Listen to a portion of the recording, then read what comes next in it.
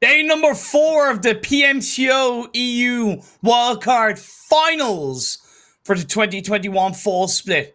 It all comes down to this. We've got two teams fighting for that all-elusive singular PMPL spot. 4 Romanian boys and noisy boys. They took us on a hell of a journey, and it's going to end here today. My name is Imperium with Professor Zute to bring you through all the action. How are you doing, my friend?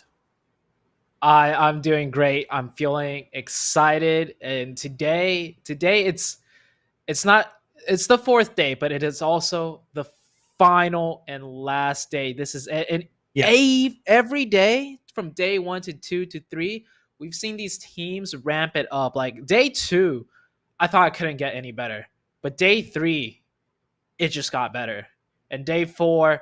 I'm expecting the same. I'm super excited. I even put it put on a button-up shirt, which I never do. I know, 'cause, man. I mean, Looking dapper. the occasion Looking calls dapper. for it. The occasion calls for it. I'm so excited. Definitely. Let's go through the formalities. We know we have to go through it. I know, but we have to go through it. Let's go through the format. I think it's a good thing to highlight the format graphics of how we started, how we got here, seen as it is the last day, right? 32 teams it began in this PMCO. It's been slowly whittled down. Yeah, I personally can't believe all of this has happened over the course of just 2 weeks. I feel like I've been following these teams' story for like at least a month or two. Like the roller coaster ride that is the PMCO EU wildcard. Like it, if you didn't tune in from the beginning, that's all right. You're about to be here for the big finale. But man, the storylines that have developed. We started with 32 teams down to the 16 that will be competing today, and soon enough we're going to see that one team at the very top, the first place team. We'll get to see their story continue on in the PMPL.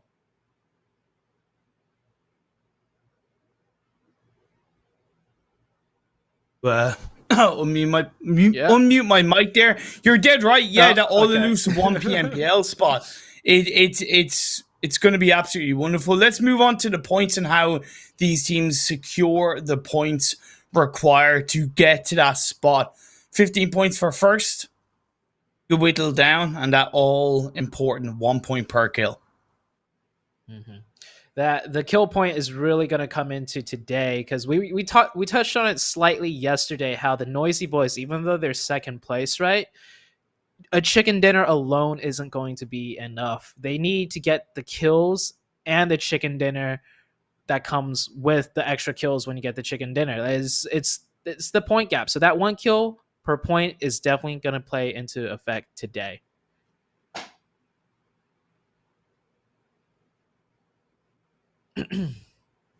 And moving on, we got the prize. Oh, there we go. Imperium. Come on, man. I'm throwing. What can I say? I'm throwing right now.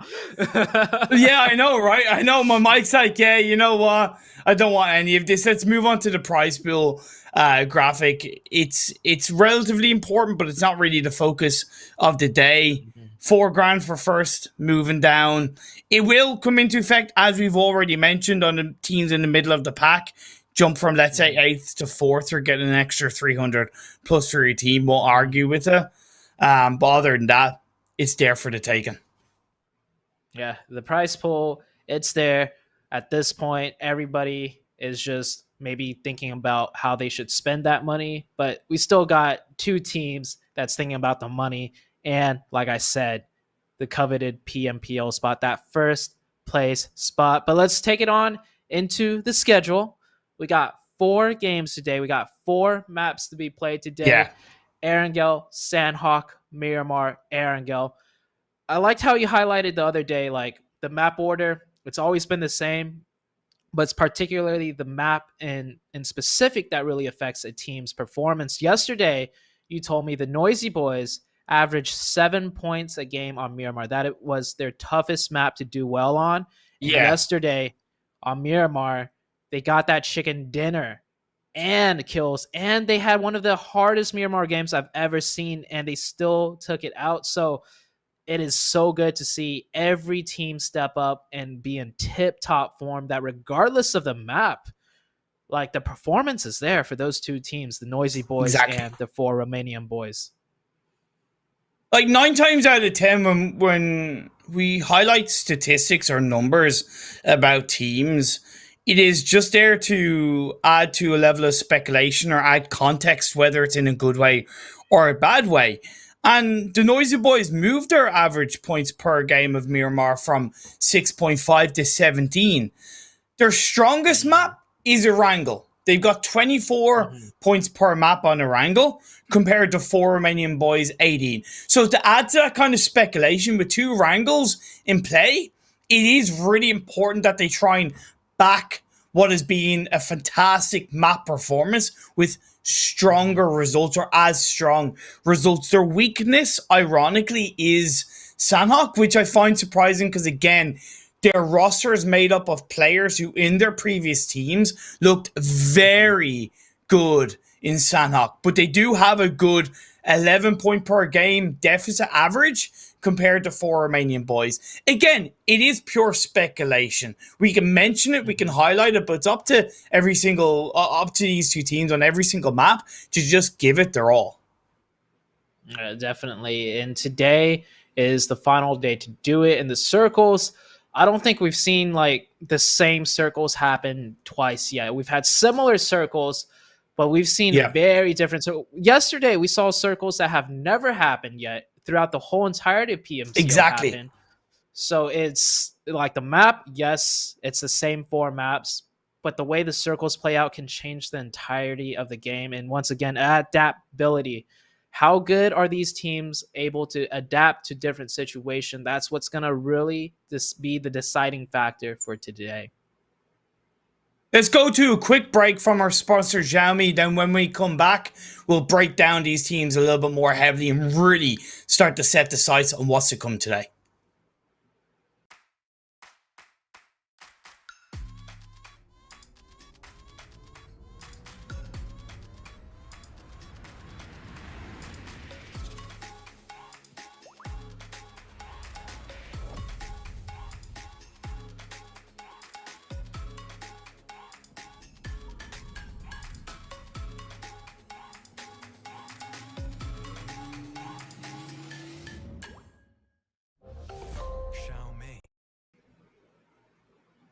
And we're back. Told you it was going to be a quick ad.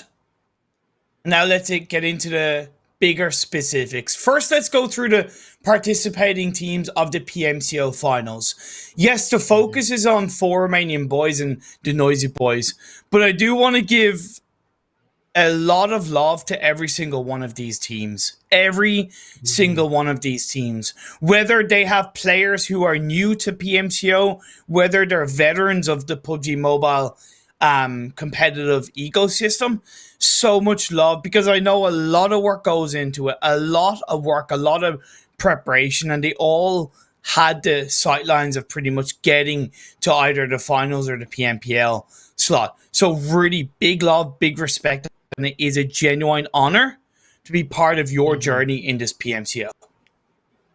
100% agree with that. Viewers and competitors themselves even often forget, once they reach a certain stage, even if they place in the bottom half or even if they're last place, they need to remember they beat out so many other teams just to get to here. Yeah. And I know you'll always get the haters. I've experienced it myself. You know, we make it all the way to BMGC. We don't qualify into the finals. And trust me, I myself and the people watching all feel like, man, we suck. But you got to remember, keep in mind, the countless other teams that these teams had to fight over, to fight against to get to this spot. So everybody here, I think they've done a very good job, and it is an honor to be able to cast you guys in the finals right now. Yeah, couldn't have said that better myself. And I know that you get that as a former competitive player yourself, of how much work, how much blood, how much sweat really goes into grinding, improving, and getting better, whatever stage it's at. So big props indeed. Let's move into the overall standings, because this is where it really starts to shape up. We've had 3 days of finals, 12 games underneath our belts. We've got 4 more games to go. You'll see on the overall standings, it's coming down to 4 Romanian boys and the Noisy Boys.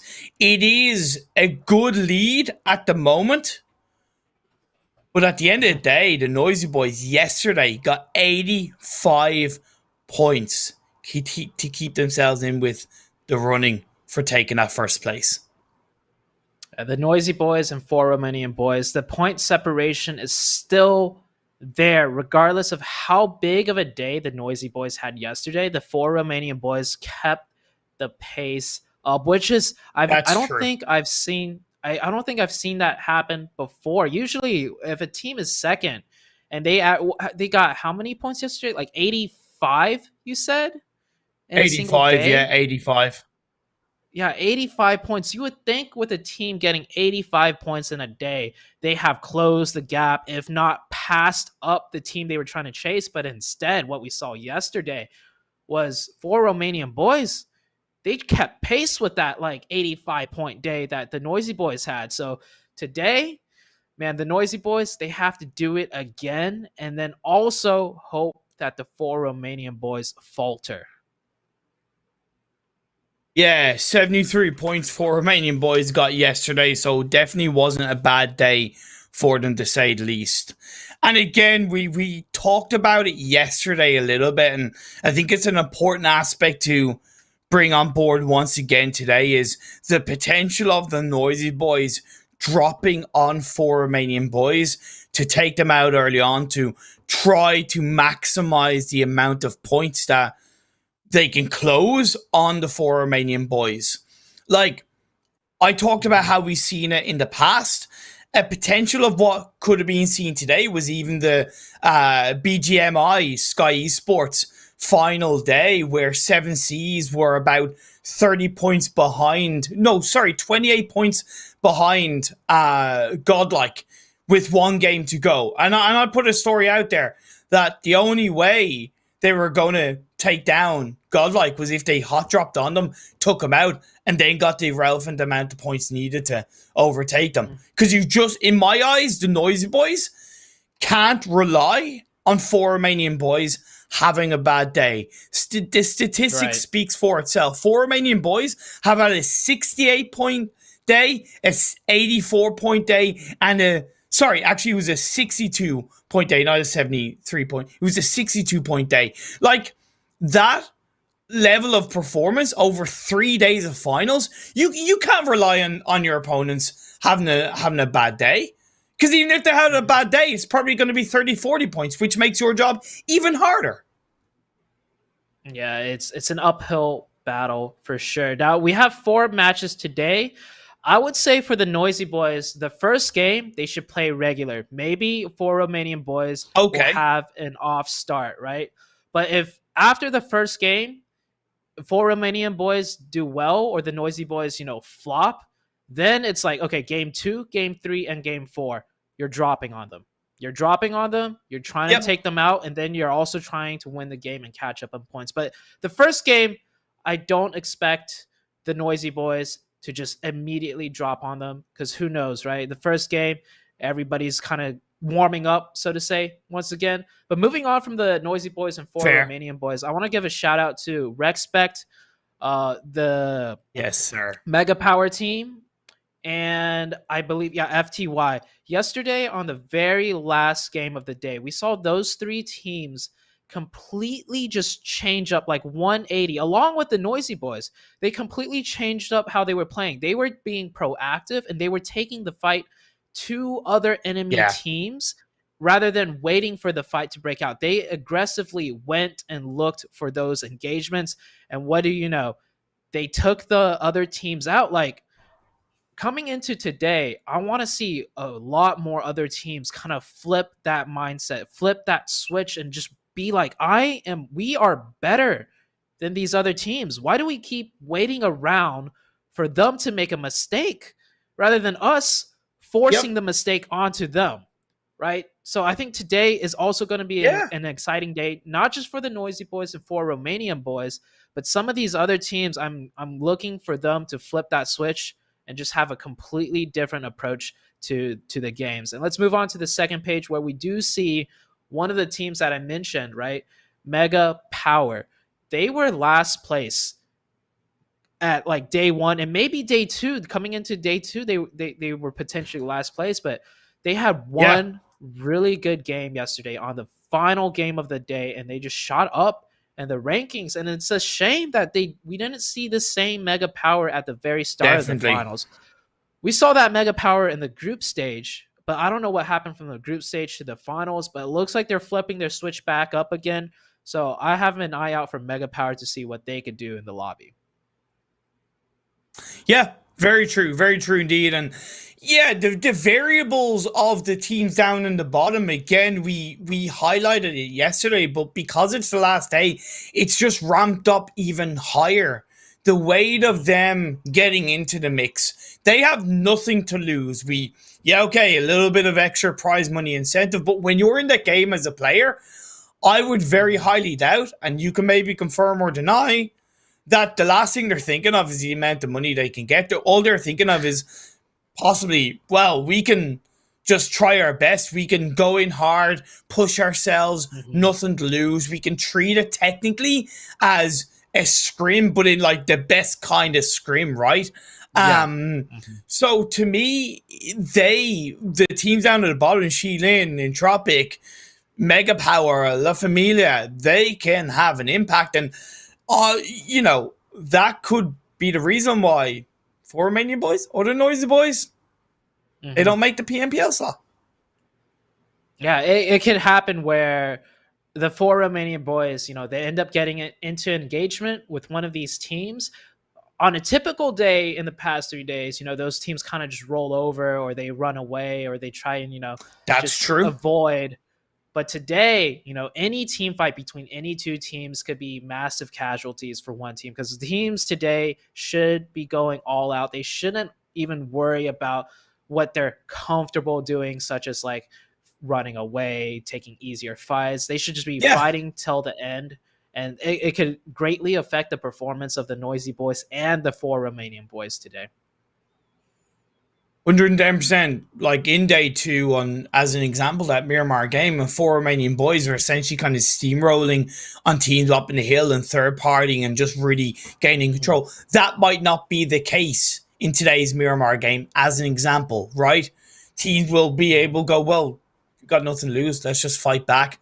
Take a player down. It hurts 4 Romanian Boys. What doesn't hurt 4 Romanian Boys is playing on a Xiaomi phone. You can enjoy a super fast and lag-free Pubg mobile experience on Xiaomi's powerful Redmi Note 10 5G, the wonderful sponsors of the PMCO 2021 EU Wildcard. Final day, the first game of the day. What team do you think is going to really come, not out of the two teams that we're really highlighting, which team do you think can have that big bang in game 1? You can name a couple of teams if you want. Mega Power. After what I saw they did yesterday, I think they have a better idea of what they've been doing wrong, and I'm hoping in the first match they flip that switch and keep it going. I'm going to go based on statistics. The Noisy Boys. The first game of the last 2 days, they've gotten 30 points each time. 31 and 35. I'm going to go with the easy call. You did it yesterday. I'm doing it today. Let's head into a playing path. Let's head into game 1 of the final day of the finals. Oh boy, here we are, Imperium. The final day of the finals. The first match, but the first match of the very last day. This first match is more important than any other first match on any other day we've seen in this playing path. Looking pretty normal. I think the teams should be fine to all get to where they want. One quick thing to note, though, 4 Romanian Boys, they split drop Gatka. It's right on playing path. But that also means if a team is looking to target them on the very first game today, this would be a very easy chance, an opportunity to drop right on them. We already know how they split. We've seen multiple times what their split drop is. So let's just watch this one out. And the Noisy Boys way up in the northeast there. Yeah. Now, to me, that's a pretty safe of a drop. We haven't seen the Noisy Boys pull it off so far in the PMCO, but it does make sense to a secondary drop in comparison to military base. Yeah. And to me, a military base drop from that plane path is kind of risky, considering new generation drops by ferry pier. Sorry for Skill have been known to drop onto the western coastline in a military base. So for the comfort of keeping yourself up as a full squad in the early parts of the game, I really commend the Noisy Boys on having that secondary drop spot on board. I 100% agree. We usually always see the plane path start from the south, so we've seen them drop first out of the plane every time onto military base. So this is a good adaptation. They had a plan in mind, but something else I'm noticing with 4 Romanian Boys that I don't think we've seen yet this entire tournament. I don't know if it's because they've done their research and noticed Watertown has always been empty, or if it's a mix of that and the plane path, but they have a 2-2 split. It doesn't look that, important or anything, but to me, for a first place team that's been doing really well, doing the same thing over and over, but yet still confident to pull out something different on the very last day, those guys are feeling confident today. They have a game plan. They're not second guessing themselves when it comes to having to make a call that hasn't been done before. Well, see, here's the thing. That kind of adjustment to their normalized drop spot isn't too far away where their passing into the circle is massively affected, but it is off enough where they're moving away from a potential team dropping on them, right? So, to me, that's just clever thinking and clever thought process and clever preparation for Romanian boys, right? And I absolutely love it. As it happens, as phase 1 has popped up and we have that kind of northern phase 1, it puts them automatically in a great spot at the start of the game. Watertown's basically dead center of the zone. I'm willing to guess for the first position for Romanian boys, we'll do a 2-2 a little bit south of Watertown. There's that gigantic, just weird mountain hill. I used to call it Third Ridge. Yeah. But it's that mountain with a lot of deep cuts of inlet. They could easily two-man that for the first circle. Headshot Hills. That's what it's called. Tetra Hills. If that's what... No, Headshot Hills. Headshot Hills. Oh, Headshot Hills. Okay. All right. Yeah, the Headshot Hills, and then to the west of those Headshot Hills, you have those one-story buildings, right? Which doesn't look like it's that strong, but it's got really good lines of sight everywhere. So I won't be too surprised to see Romanian boys play a 2-2 for the first circle, especially since they're center already and can easily pressure teams away. Oh, Rejection Gaming, XTEAM, Apartments Battle, starting off. Reminds me of a game of Classic. It's always difficult fighting up the stairs of a building, but XTEAM, they do a good job of using that two-man advantage, moving up at the same time. Nice cohesive teamwork from them. Yeah, that was great to see. And XTEAM, I think that was planned. I think they've seen all Rejection Gaming's split that they constantly do between Razak and School. And XTEAM, they just came in fast, didn't hesitate whatsoever. You saw, they heard the footsteps and they were immediately aggressive. They didn't pause to be like, oh, there's a team here. And they pushed with 2 people, so they knew it was only one beforehand. So just a sign of teams finally kind of flipping the switch and realizing, they've been missing out on a lot of easy early game kill points because they were too busy thinking of, oh, we got to play our own game, which mainly was focused on rotations. But now they're taking the aggression to the other teams and they're forcing the mistakes onto them. All Rejection Gaming's mistake there, playing way too split with that player not having an exit strategy ready. Yeah, 12 out of 10. Rexpect on our screens right now. Coincidentally, statistically, they've won the last game of the day on the last 2 days. Sorry, not the last 2 days, day 1 and day 3. So the 2 chicken dinners they've gotten have been on the very last game of the day. Might be the same case today. QILIN loses a player at the hands of TipTop, the 2 Chinese player teams battling out between Shelter and Prison. It's on the eastern edge of the circle. TipTop definitely have a more advantageous area, and not only do they steal the kill, but gonna steal the buggy as well. That's just that's proper insult right there. This is the first time I've seen players die here and there, just kind of scattered in the beginning of the game. It's a combination of teams making mistakes, but it's also definitely more so due to the fact that teams are being more proactive, right? In the first 3 days, we've seen players split. We've seen players rotate around by themselves, but they were never really caught out because no teams were, prepared to take advantage of that. But now it is coming through. We are 2 players down already, and the aggression it's there. I think for this entire day, we're going to see a completely different type of PMCO finals. Very important for Romanian Boys. Looks to really kind of make some noise and push teams back. They have 3 players by that compound, 1 in Watertown. I don't know how heavily they're looking to adjust it. Trying to create a bit of a spread is important, but the risk is around it if you get picked off 1 by 1. It's also a massive risk if you keep 3 players inside those buildings, because a crash can be kind of easier despite there being 2 buildings there. So I like how 4 Romanian Boys are handling this. I do.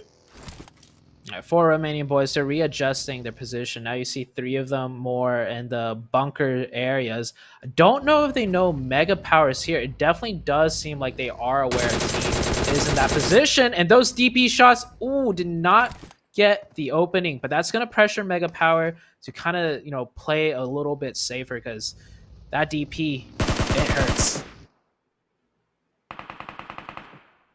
Coordination wasn't quite there with the shots from the 4 Romanian Boys. Fella got able to pull off a first aid in time, and nade for his Rite is important, pushes him back, but 1 in return will slow 4 Romanian Boys down just a tiny bit. Nice backing away by Rite. Nice disengagement. A lot of players in that situation will instantly prone instead of moving away, whereas he knew another nade could be thrown out straight away.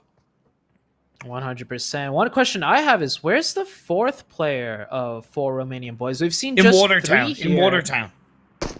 Okay. Basically, Watertown / Headshot. Oh, Hills. I see them now. I see them now. Yeah, they're moving up to Headshot Hills. It's that split I was talking about. And you see one player, Mega Power, trying to out-angle 4 Romanian Boys. This timing works out perfectly for the side. Yeah, Rex has I don't think he knows Playboy is there, though. Yeah. No idea. Nice shots fired by Rex, but because he didn't have a clue, Playboy gets the initial knock. Backs away, the opening has been created.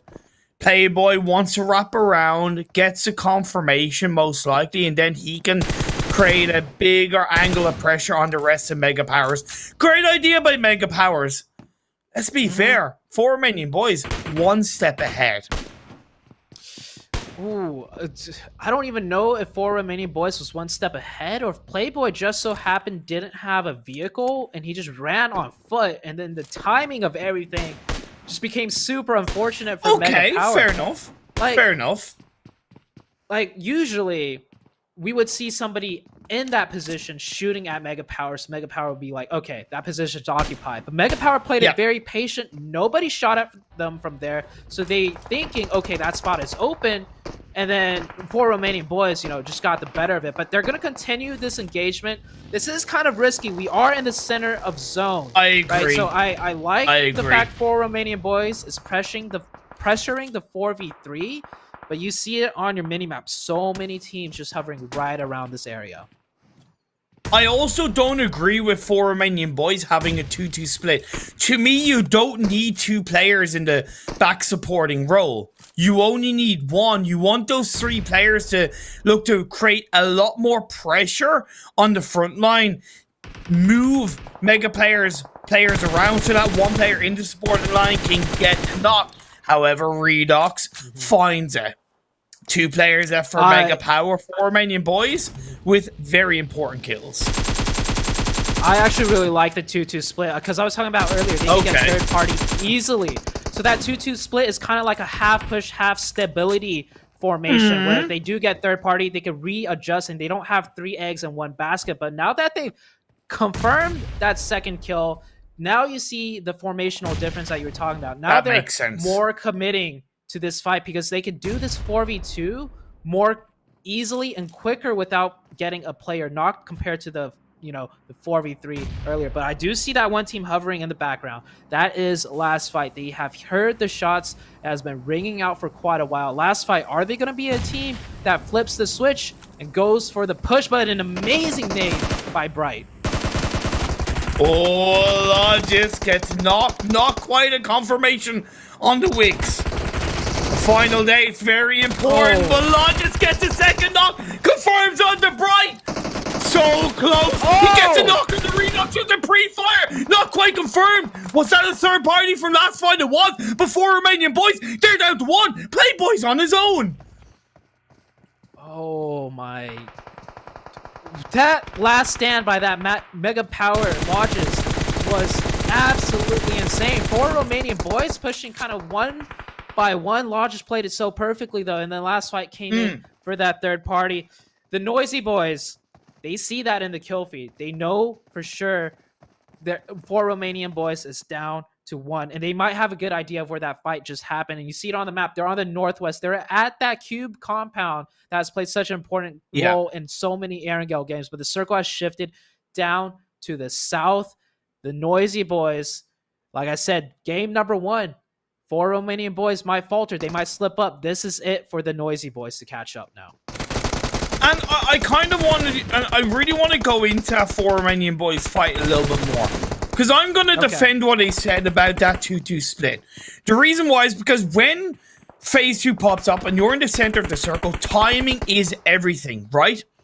And if they had had a third player there, that initial knock on the Redux, instead of waiting for 2 players to join up for the squad wipe attempt, you're only waiting on 1, which makes the execution, in theory, quicker of that team fight. And you gotta think, that extra 5 seconds could have been the reason why 4 Romanian Boys had 1 player up to having 2 players up to taking out the whole of Mega Power. That's the way I look at it, right? That's why I wanted to kind of defend that a little bit more. I understand where you're coming from, but because it was so center in that phase 2 circle, it was inevitable that there's going to be a big chance of a third party. Well, the third party did come out, so we could go on all day, but at the end of the day, I know, mate, I know. You putting 3 players to do a 3v2 situation, you're putting too many eggs in one basket, meaning you're stacking too many players in one area. And when that third party did come out, you saw how useless having multiple players in one section was. In my opinion, each player, depending on their position, needs to be able to optimize themselves at a high level. So even if it's a 2-2 split, when the formation is done correctly, keep that 2-2 and you can still choke out a team while maintaining the bigger picture of a potential third party and keeping your 2 support players more flexible for the split. I mean, I've seen it happen time and time again. You know, it's 1 player left, 4 players rush in, 1 of them gets knocked, that third party comes in, they're dead no matter what. But if it's 1 player up or even 2 player up, and 2 players just keep pressuring and force the enemies to make mistakes with the 2 support, and then a third party comes, they're fine. They have the supporting lines, they can back off, they can reset that. You don't need to 3v1 a player even if you can. You can honestly, with 3 players up, just send 1 player in and have 2 pressure it so much that the 1 player is inevitably going to win that 1v1. That's the way I look at it. You keep your spacing open. You keep positions optimized. Love the different perspectives on board. As the next phase is about to pop up, because of the shifts that we've had, there's a lot of, obviously, traffic now on the northeastern side of the map, of the circle. The Noisy Boys did reposition. They have not lost any players. They have the full squad up. Agon is going to go full frontal into the circle. Playboy is still alive, but he's down on the southern side. Again, those are the 2 teams that we're really prioritizing in the final day of the PMCO EU Wildcard Finals. Daos Legion on 1 kill so far. I believe they caught a kill onto one of the either TipTop players or ENTROPIQ players, but now they're looking into the sidelines of all Rejection. These teams all rotating in on that hard shift. The east side of the circle is going to be completely stacked. Meanwhile, the Noisy Boys on the north, holding down the 2 buildings far in the north, isolated from everyone else. The Noisy Boys, they saw in the kill feed that the 4 Romanian Boys are just down to 1 player. So I think they're going to play it a little slower. They know they don't need to rush anything and risk making the same mistake as the 4 Romanian Boys. Oh, a Playboy being gifted a wing and a prayer because Evil Boy got knocked out with the third party as he was cooking a nade. La Familia, though, for the most part, obviously had that beautiful body advantage. Playboy proning down inside the one room of the upper story. Wasted. Cooking up an A with the third party. Another one by Playboy gets there first. Ooh. He gets the knock on the Wasted. Wonderfully pulled apart. But it's not over just yet. He's going to jump outside the building. The footsteps are probably going to be hard. He's going to be taking those shots on board. But he's down to a sliver of health. He has to come around, but it's Paki 98 that shuts him down. That is 4 Romanian boys out early with minimum points. Barely any points. They picked up 3 kill points, I believe, and that was about it. It was a 1v4 situation. Inevitably, he should have lost that, and 4 Romanian boys do go out. Now, the focus is on the Noisy Boys. They're still alive with 4. Yes, that's great. But depending on the circle shift and depending on the Noisy Boys' performance, like, they could easily slip up and just only gain a couple points. And the point gap is still huge between the Noisy Boys and 4 Romanian boys. It is. At the end of the day, the door is open. The door is open. The opportunity is there for the taking.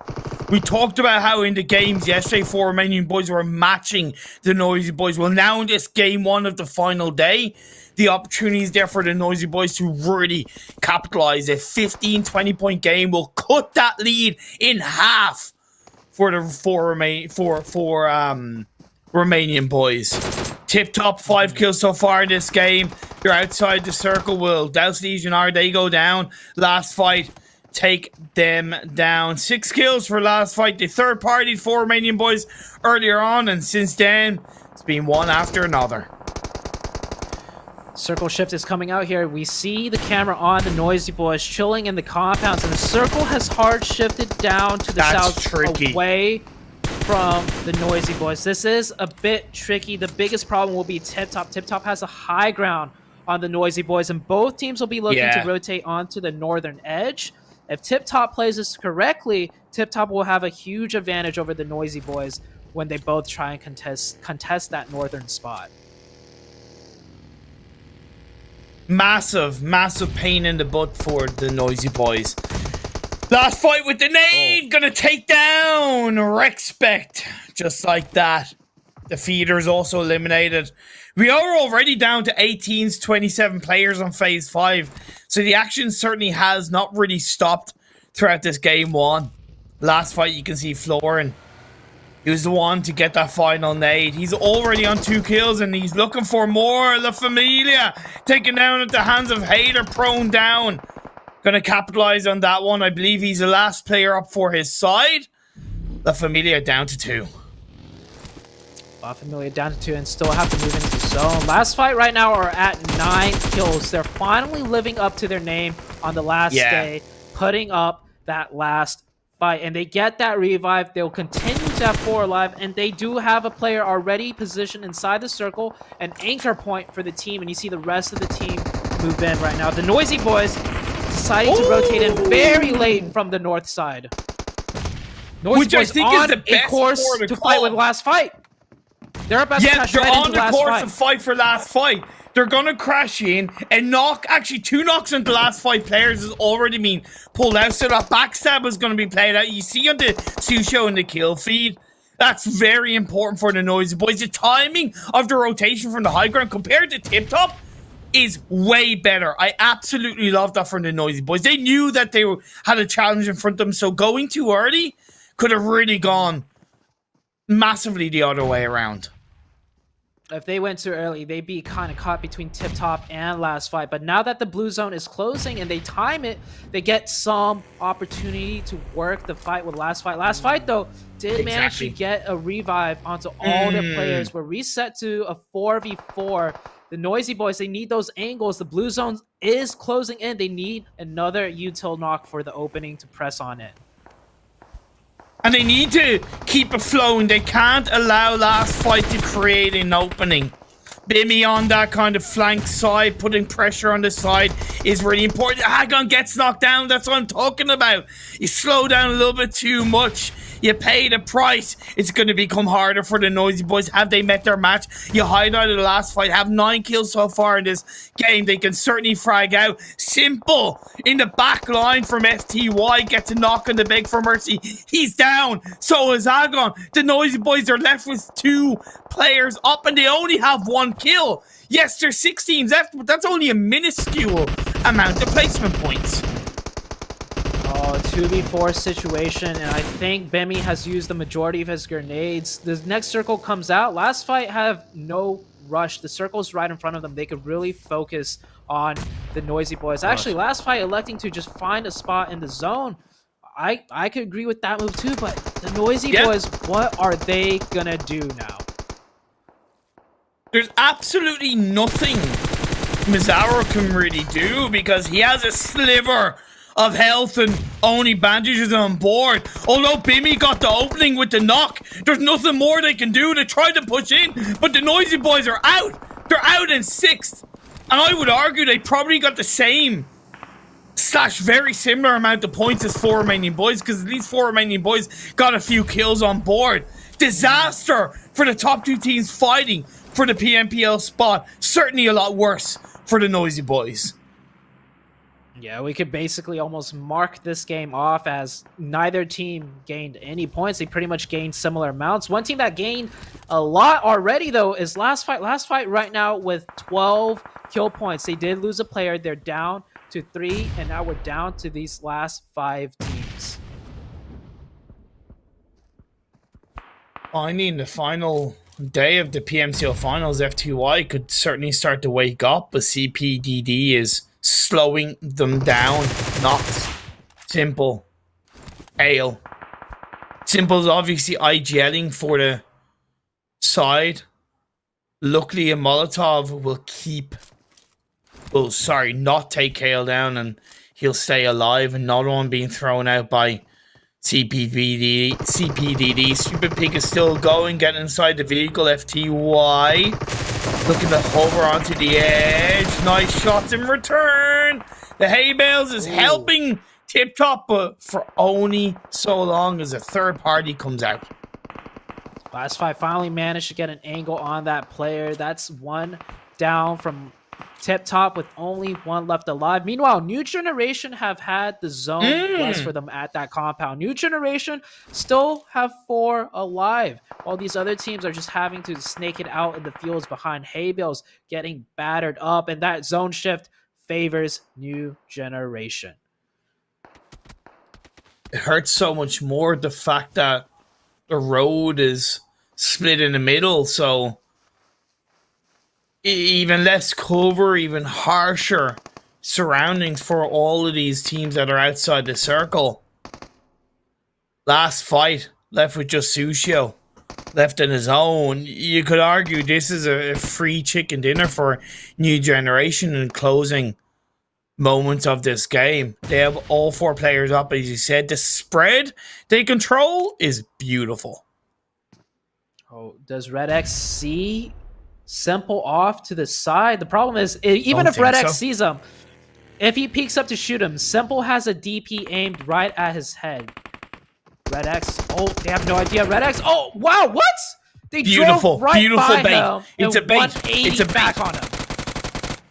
It's a beautiful bait because Red X moved up with the boogie and then Simple shot him from behind. Now, of course, the knock has come out in return by New Generation on the Kales. That's going to allow them to push a little bit more aggressively forward. Simple needs to get up, stand up, and move closer to the rest of his team. A lovely nade being shot up. That's going to take him down. And like I said, that's why Simple needed to push a little bit more forward, but maybe he's hoping he's not going to be spotted out. Now he is indeed. New Generation get the final kill. Yes, they might lose Red X, but at the end of the day, it's just them and TipTop left in this game.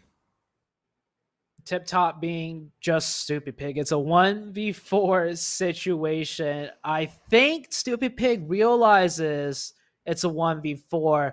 He can't really take advantage of that knock, though, and maybe he's going for a knock and a thirst. Maybe one of the New Generation players will get too aggressive and get knocked to be able to thirst it, but here we go. It is all over. That is New Generation with a chicken dinner. Yesterday's show was all about 4 Romanian boys and the Noisy Boys. They were getting chicken dinners. They were getting massive kill points. But finally, on the last day, we see these other teams. Like I said, they're kind of flipping the switch. They're realizing like, hey, Yeah. we are better than some of these other teams. Why don't we play like it? New Generation got the zones and they got that chicken dinner. But last fight, they put up the last fight. They fought every team on the way in, and they secured so many kill points and the placement points. Are we seeing the pressure getting to the top 2 teams as well, right? That's something you got to think about. The mentality, the weight that is on all of those players' shoulders to perform, to get the results. I would argue that although I like the compound, the 2 buildings that the Noisy Boys held onto in that kind of northern side of the map, maybe too much of a commitment, too passive, right? We saw 4 Romanian boys in the earlier circle kind of, have a player or 2 outside of those buildings just to keep scouting. I think the Noisy Boys could have done something similar, but again, a little bit of fear sets in, a little bit of uncertainty, and it meant that when the hard shift came out, it made their job so much harder creeping into the next circles. But again, yeah, you're right. New Generation and a couple of other teams really stepping up to the plate and realizing that they can unleash the shackles, nothing to lose, and just perform in the best possible way. To be fair for New Generation as well, they are very close to like jumping up 3 or 4 places. So that chicken dinner will probably see them get very close to the first half of the standings. We still have 3 games left to play too. So let's move into the match rankings real quick to see where the teams stand after that first game. More importantly, let's see the point gap. Oh, I'm sorry. Not yet. We'll get to the overalls later, but here's just the match ranking. I'm sorry. I'm too excited to see like the overall scores. But here we have the match rankings. New Generation with 12 kill points. 27 point total. Last fight with 13 kill points. Wow. 21 point total. Brilliant. Like, these teams are stepping up. And the Noisy Boys, you see them down there. 4 placement points, 2 kill points, 6 points. And I don't see 4 Romanian Boys on the first page. Meaning they only got 3 points or less. But that basically means the Noisy Boys gained only 3 points onto the 4 Romanian Boys. FTY having a good game, 7 kills, 10 placement points, 17 in total, as well as TipTop XTEAM with a lovely double-digit scoring for this game 1. Let's move on to the second page, though, because again, we need to know how many points 4 Romanian Boys secured. Indeed, you're right, 3 points for them. That means that the Noisy Boys are now 40 points behind 4 Romanian Boys, with 3 games to go. I know I've done quick math. I've it written down in my notes. I'm a clever cookie. I've come prepared in the final day. You also brought out your calculator just in case. Okay. Don't reveal the secret, okay? Come on, man. I'm trying to look cool here, I'm trying to look intelligent. You're very cool, Inferior. But when we get into the second match, I wonder if the Noisy Boys and the 4 Romanian Boys can reset their cool. They're definitely flustered after that first game, but to each their own. They both messed up. So maybe the 4 Romanian Boys not feeling as bad. And same for the Noisy Boys. They might just be like, okay, we could just forget game 1 happened, because points-wise, it basically didn't happen between those 2. And then reset the cool, come into game number 2. Game number 2 being Sanhok, though, it's going to get kind of hot in there. So, this Sanhok match, it's going to determine the course of the rest of the PMCO finals right now. Yeah, it is. Let's go to a quick break. When we come back, we'll have Sanhok on your screens. Don't go anywhere.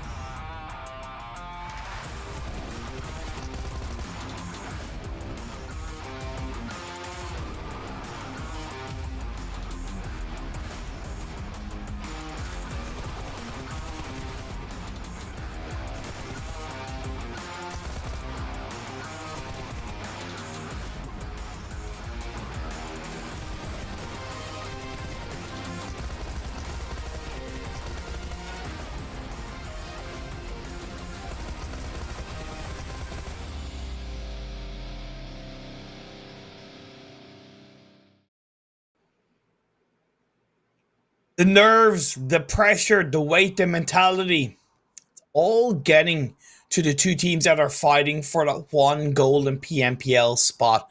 We've had one game down, and the two teams, for Romanian Boys and the Noisy Boys, both crumbled in the points that they secured. Yes, it was more for the Noisy Boys, but not as much as they would have wanted. Zute were heading over to Sanhok. Statistically speaking, four Romanian Boys are a lot stronger. And when I highlighted the statistics yesterday about Miramar, the Noisy Boys smashed them out of the park. It could be the same today. Yeah. It can happen today. Sanhok, we always say anybody can win on Sanhok. Really, it all kind of comes down to the circle. Yes, team skill is heavily involved, but we've seen the Sanhok hardships. We've seen what little teams could do on certain shifts, and it comes down to the circles. I would have to give the edge, like you said, statistically, the four Romanian boys do very well on Sanhok, and that's honestly due to where they drop. They drop in Painan, the center of the Sanhok match, or the Sanhok map.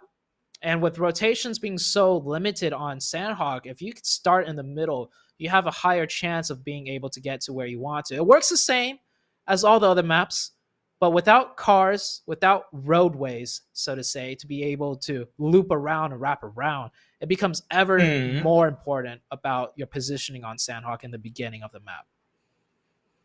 That's true. The Noisy Boys, they drop in Paradise Resort. They're not known to use vehicles all the time, so I think that's a positive thing. I'm personally not a massive fan of vehicles in Sanhok, to be honest. And they've reacted pretty well to, for the most part, a few of those Sanhok circles, like yesterday's game when we had the kind of Northwestern Island finish. I think they reacted to those circle shifts pretty well, and they utilized that kind of Paradise Resort starting point, swept into the northern side of the Northwest Island and played from the compound. So there's definitely, I love your point about four Romanian Boys. Technically, they do have a better drop spot, and is also not around as many teams as the Noisy Boys. If I'm not mistaken, the Noisy Boys might potentially have to deal with all Rejection Gaming to the east. You have the feeders to the east. That can be a little bit more dangerous, as well as Mega Power that drop in boot camp that could put them under a little bit of pressure. So yeah, it's definitely a lot harder for the Noisy Boys. But mentality wise, who's under the bigger amount of pressure after that game one? Are four Romanian Boys after a shaky 3-pointer, or the Noisy Boys? I would say, based on how both teams went out, that's a tough one. So on the side of four Romanian Boys, right, they made a clear, obvious mistake. Like, they committed too many players to just take care of one team, and they trapped themselves in for that third party. They had a good spacing before that, and if they kept that spacing, that wouldn't have happened. That third party wouldn't have been as deadly. So clear-cut mistake for four Romanian Boys. For them, they could just be like, all right, we're a little overzealous, got over-eager. We need to dial it back down. Clear mistake. We'll fix it. No problem. For Romanian Boys, they didn't really make a big mistake, and they just faltered. So I would say maybe they're feeling the pressure a little bit more. Okay. Definitely interesting to think about. I would agree with you, to be fair. Just like I agree with the fact that Xiaomi are sponsoring this PMCO EU Wildcard region. Enjoy a super fast and lag-free PUBG mobile experience on Xiaomi's powerful Redmi Note 10 5G. Thank you guys for sponsoring the PMCO. Sanhok, you said any team can win. I'm not going to ask you for a prediction, to be fair, because I'm not really a big fan of predictions. But one team that I'm looking out for to maybe cause a bit of an upset is Rexpect. They've been aggressive in the Sanhok games. They've performed well in the Sanhok games. And then you have the teams that performed well in game one. Last fight, FTY, New Generation. Again, all of those teams can have a big impact on the results of the top two teams. Well, without further ado, let's get into this Sanhok match. Let's see which team is going to come out ahead here. And is the Noisy Boys, are they going to catch up to the 4 Romanian boys? Man, I'm so nervous for these teams. Like, I feel it. You're a former competitor yourself. I can only imagine you might have like elements of flashbacks of what it was like for you and past tournaments and how tough it can be to deal with. If you were the IGL of both of these teams, or if you're the IGL in one of these teams in this situation, what would you be saying to your teammates to maybe take their mind off it, to calm them down, to keep the focus? Ooh. I mean, words can only do so much. I mean, the most I've done is just say, like, we got this. Like, we know what our plan is. Stick to the plan and just don't get nervous. Like, those words like can only do so much at this point. Okay. It really comes down to the player experience, right? If you get a player that's nervous, I don't think there's anything you can say to that player coming into the final day of the finals to calm down their nerves. So, yeah, you can say some words for encouragement, but it really comes down to the player themselves. And I'm glad you brought up experience. The Noisy Boys, both as team, as players, and as a team name, has a rich history in PUBG Mobile Esports Europe. The Noisy Boys name goes all the way back to the PMCO Spring Split 2020. After the group stage, heading into the finals, Agon joined that team from Red Reserve with, I believe it was Whitey and a couple of others, and they ended up qualifying for the next stage. It was really kick-ass. And then he moved on, of course, and he kept on with the Noisy Boys, and then they ended up signing with an org and then going to, of course, Unicorns Love in due time. But the Noisy Boys has a rich name in PUBG Mobile Esports Europe. For 4 Romanian Boys, yes, the association is there with Nexus 4 Romanian men's side, and there's been a lot of guidance from the PMPL brethrens. But this team is generally not as experienced. They won the ESL Mobile Open. Definitely wasn't as good in terms of performances, but they still won it. However, the preparation has been done by them, fighting against teams such as Navi, Kanina Power in scrims and tournaments to prepare to really strengthen their ability to hold things back and hold a stronger team back. And they've come into this PMCO and they've lit a fire underneath so many of the team's asses. They've lit a fire under, to be fair, my ass on how well a newer team can perform on a PMCO stage. Oh, they've definitely impressed me as well. Yesterday, you heard me say, like, I am tired because of the craziness and the aggressiveness that 4 Romanian Boys has put us on. They are, and it shows that they have scrimmed with some of the best teams in the world. Teams like Navi, teams like Kanina Power. When you play against teams like that all the time, the pressure you feel from this lobby, and when I say pressure, I mean literally, like when enemy teams are shooting at you, that type of pressure, it is completely different. It is a lot easier to get shot at by a team in this, like a PMCO level team, than getting pressured by a team like Navi or Kanina Power. So the experience from those scrims is showing through. They're able to take advantage of the teams that aren't as proactive, that aren't as controlling as some of the teams they scrim against. And I'm not saying they did well against Navi and Kanina Power in those scrims, in those tournaments in preparation. But that doesn't matter. If anything, you technically kind of, not that you want to do worse, but I always say you have the opportunity to learn more from a loss than you do from a victory, right? You're able to reflect a lot more. You're able to really kind of break things down on where things go wrong. When things go right, it's so easy for you to brush off any mistakes because it still went right. But when things go wrong, you're more heavily forced to take a step back and go, wait, where did we go wrong? So 100%, doesn't matter if they've done good or bad. At the end of the day, they put in the preparation. Now on this map, the Noisy Boys have made a swift rotation very early in this phase 1 from Paradise Resort, but they're getting close to Sorry for Skill.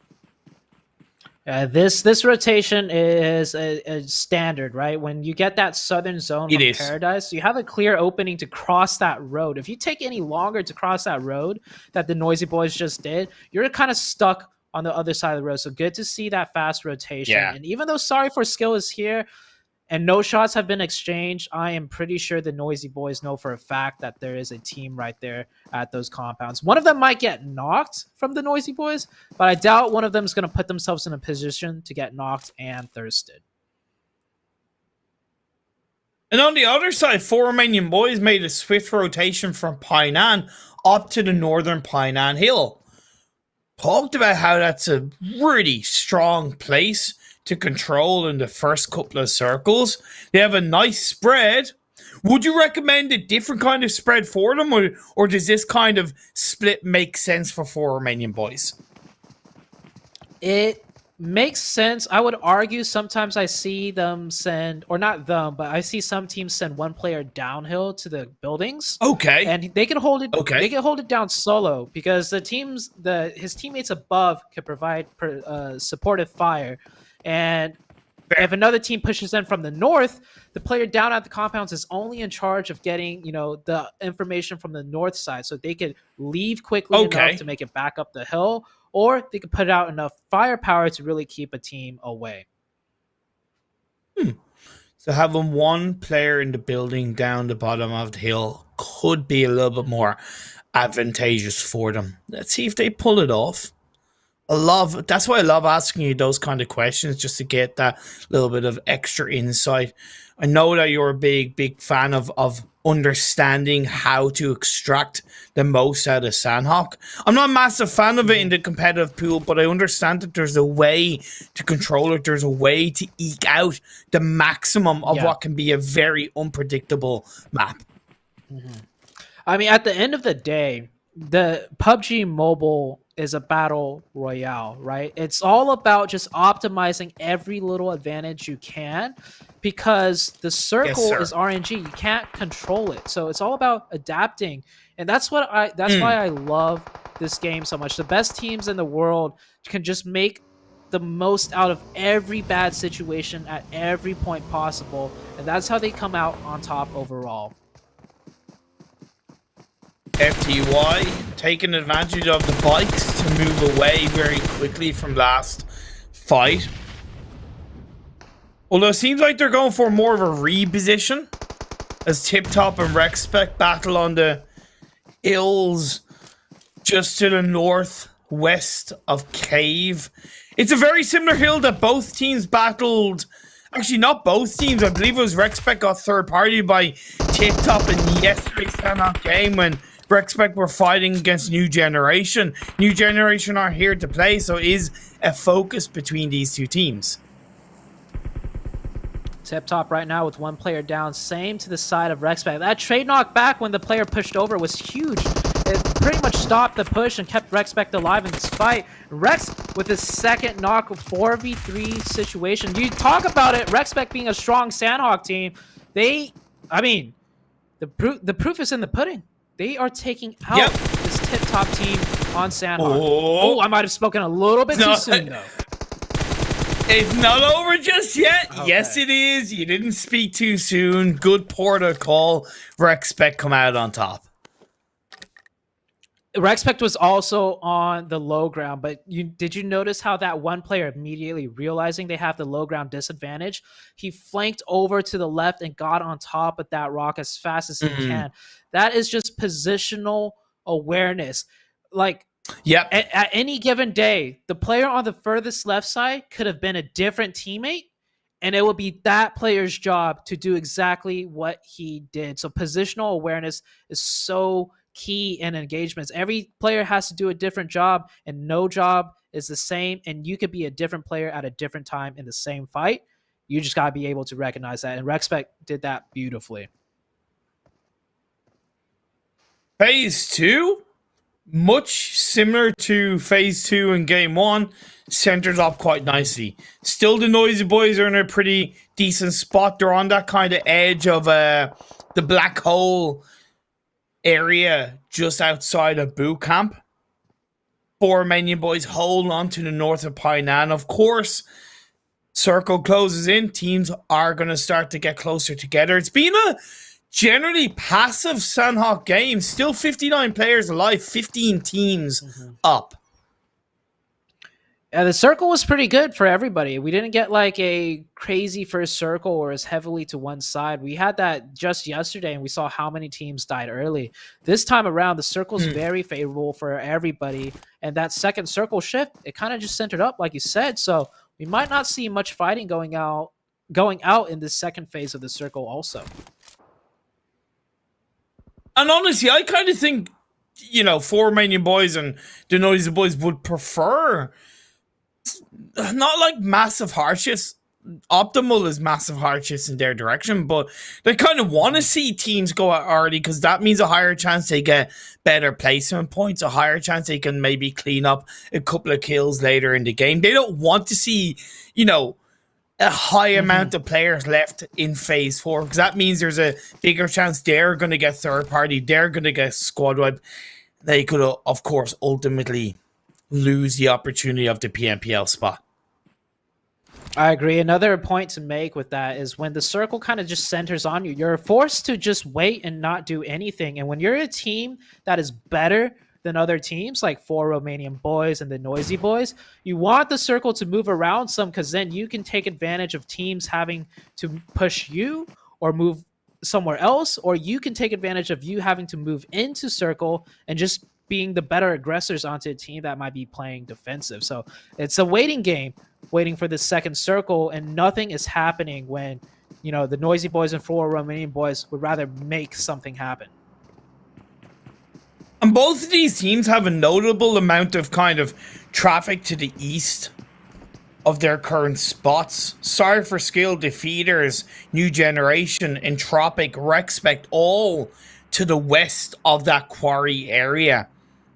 I do notice that 1 or 2 of the Noisy Boys players are kind of going a little bit closer to boot camp, down the bottom of the hill that they hold on to into the building to try and get a little bit more information towards boot camp. That's shades of what you low-key recommended for 4 Romanian Boys, right? Yeah, and look, that circle shift for Romanian Boys, they could continue to hold that hilltop. If it shifts up to them, great, that's perfect. But if it shifts north, that central compound that is not occupied by anybody will become massive in the late game. This is, once again, that circle shift where it doesn't go anywhere. So the Noisy Boys and 4 Romanian Boys, they don't necessarily have to do anything, and it kind of just condenses everyone, which makes it much trickier to play that Sanhok end game. Wow, we are shaping up a hell of a lot of bloodshed come the end of phase 3 into phase 4. We haven't had a hard shift so far.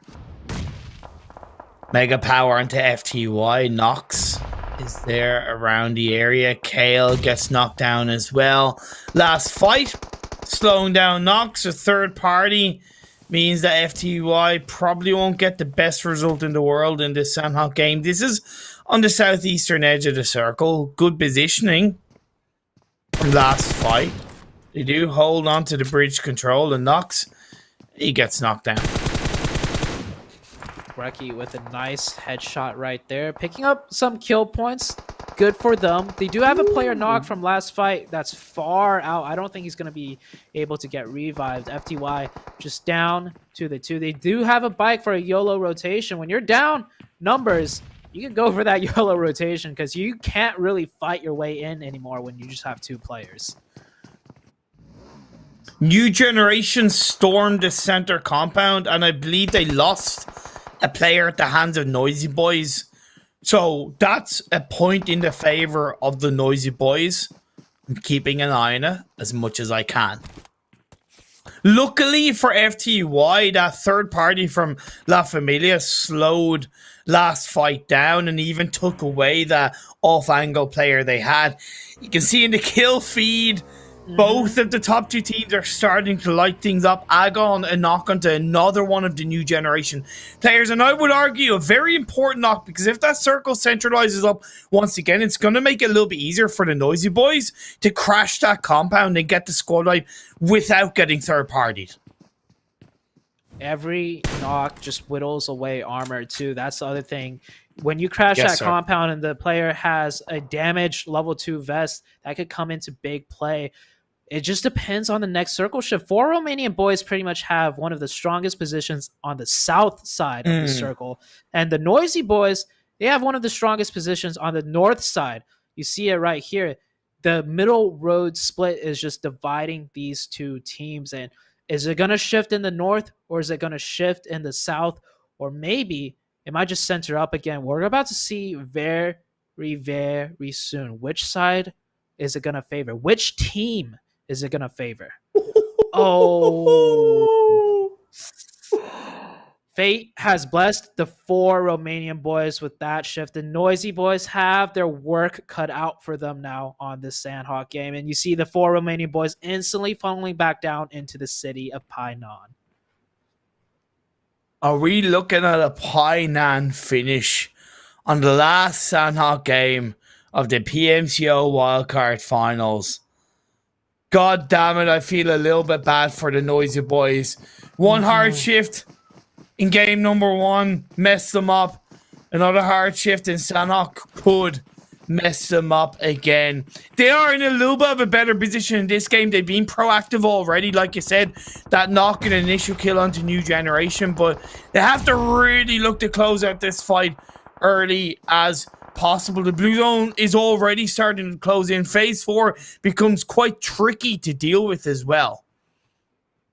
Sanhok is so unforgiving. We literally just saw the circle shift and it's already closing. So speed is of the essence. You see it here. The Noisy Boys. Ooh, great cover. Getting a knock, getting an opening. 4v2 situation, but they got to finish this fight and then head into circle. And there's going to be another team fighting them on the way in. No, it was a lovely pre-nade by Bangs that got the knock. It's second one for Blind. They committed too much to one direction and they paid the price for the time being. Beg for Mercy is confirmed. He's been a dangerous player for the Noisy Boys in this PMCO, so a lot of firepower taken away. Never mind a body as well. We're left with a 3v3 and the blue zone is hitting halfway point on this phase 4. 4 Romanian Boys looking to take out all Rejection Gaming as well on the northeastern edge of Painan. Lovely nade. Lovely nade. This is not going well at all for the Noisy Boys. 4 Romanian Boys, meanwhile, getting central position and picking up kills without losing a player. 5 kill points already. And the Noisy Boys down 1 player, still not in the zone, and the only spot in zone isn't even that good on the edge of that mountain. This a med strat time, maybe? Like, I don't know. The Noisy Boys, they need a big game, though. Med stratting is not going to be enough. They just got to manage with what they got. Yeah, I agree with you. Med strat time would probably be the optimal protocol for them at this stage of the game. They do at least try and slow things down in their fight against new generation. A third party is coming on in. Mizzaro, he's left on his own. He only has 2 first aids. Can he clean a couple up from his teammates, from the players that's been taken down?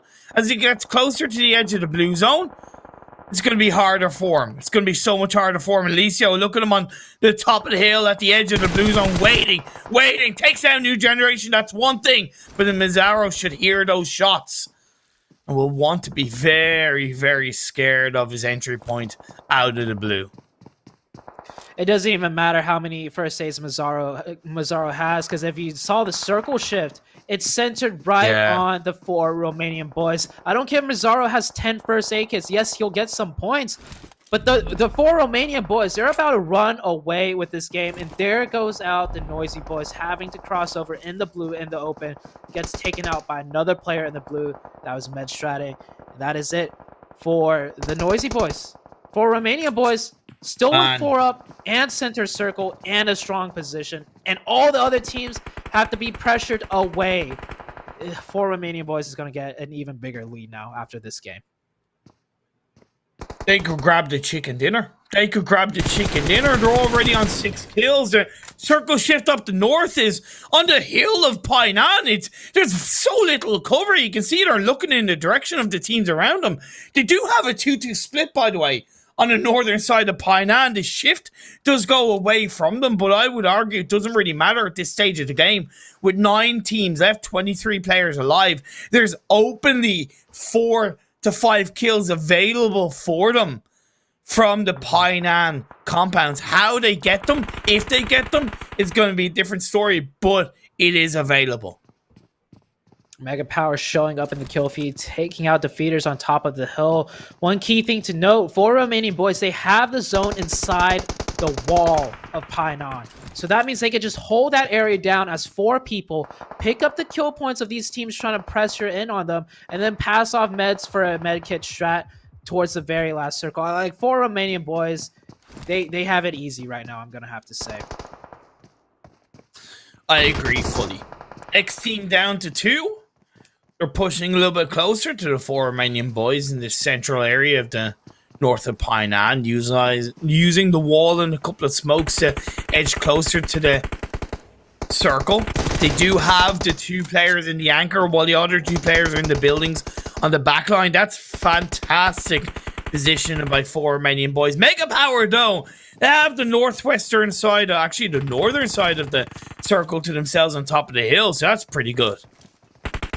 Look at the awareness of the 4 Romanian Boys. They use the smokes to get to the wall, even though it's a 5-meter cross. They're not greedy with the smokes, and that player just tossed out a smoke behind them to cover the sightlines from the enemy teams that might be pressing in behind.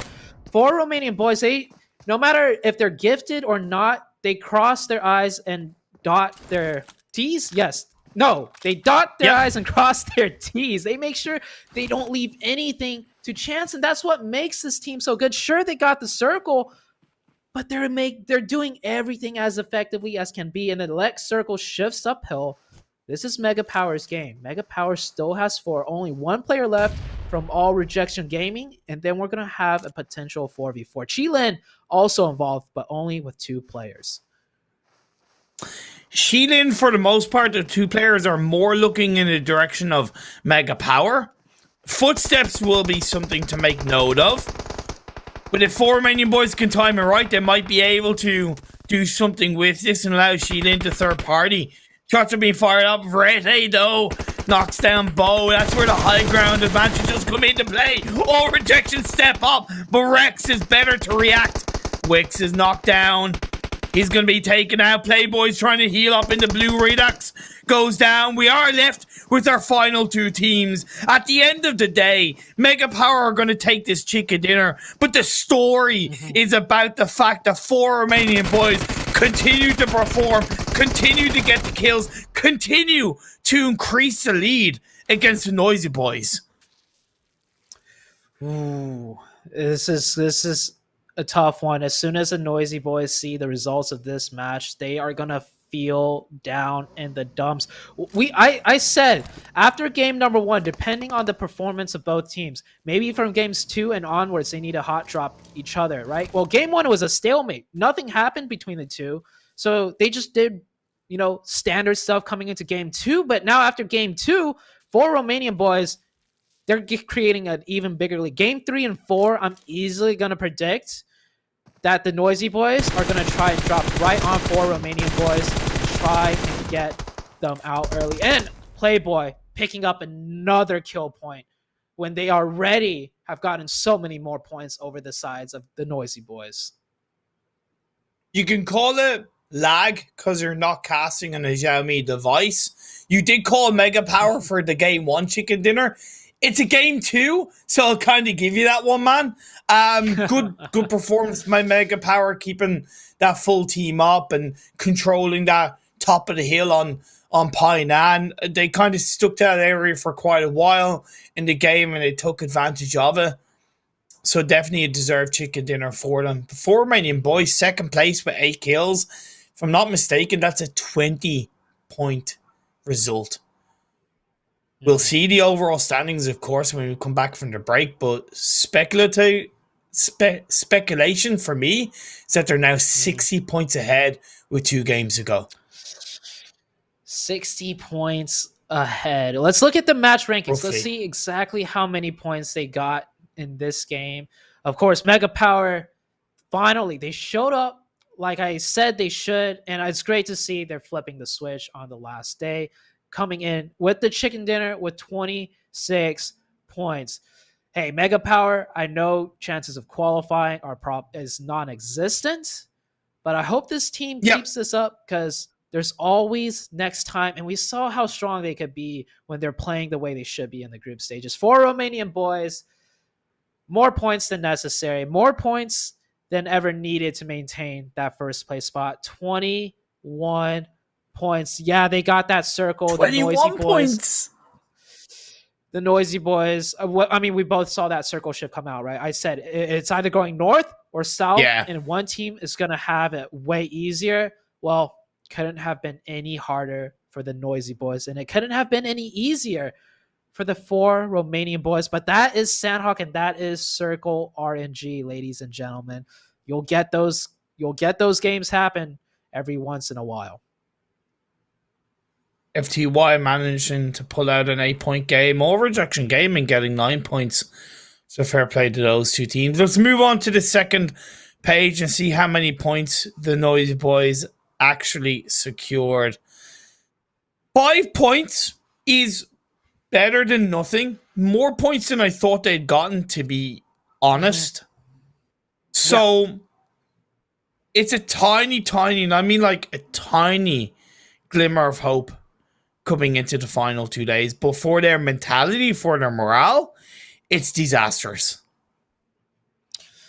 Yeah, 5 points for the way that game played out. Honestly, I would say good job, right? Like, we saw how difficult it was for the Noisy Boys, and they strapped together every amount of kill they could while they were being pressured in blue. They stayed in the blue, but this is the finals. We're on the final day, and if you're not first, you're last. So usually, you could give yourself a pat on the back for just managing 5 points in a game like that, but not today. Not today, not in this match, not with only 2 games left. The only pat on the back you could get now is game number 3. You drop on 4 Romanian Boys, take them out, don't lose a single player, and you mentioned a potential 60-point gap. Well, that's a chicken dinner and 15 kills. So then you got to get the chicken dinner and find 11 more kills on the way there. And do that for game number 3 and game number 4.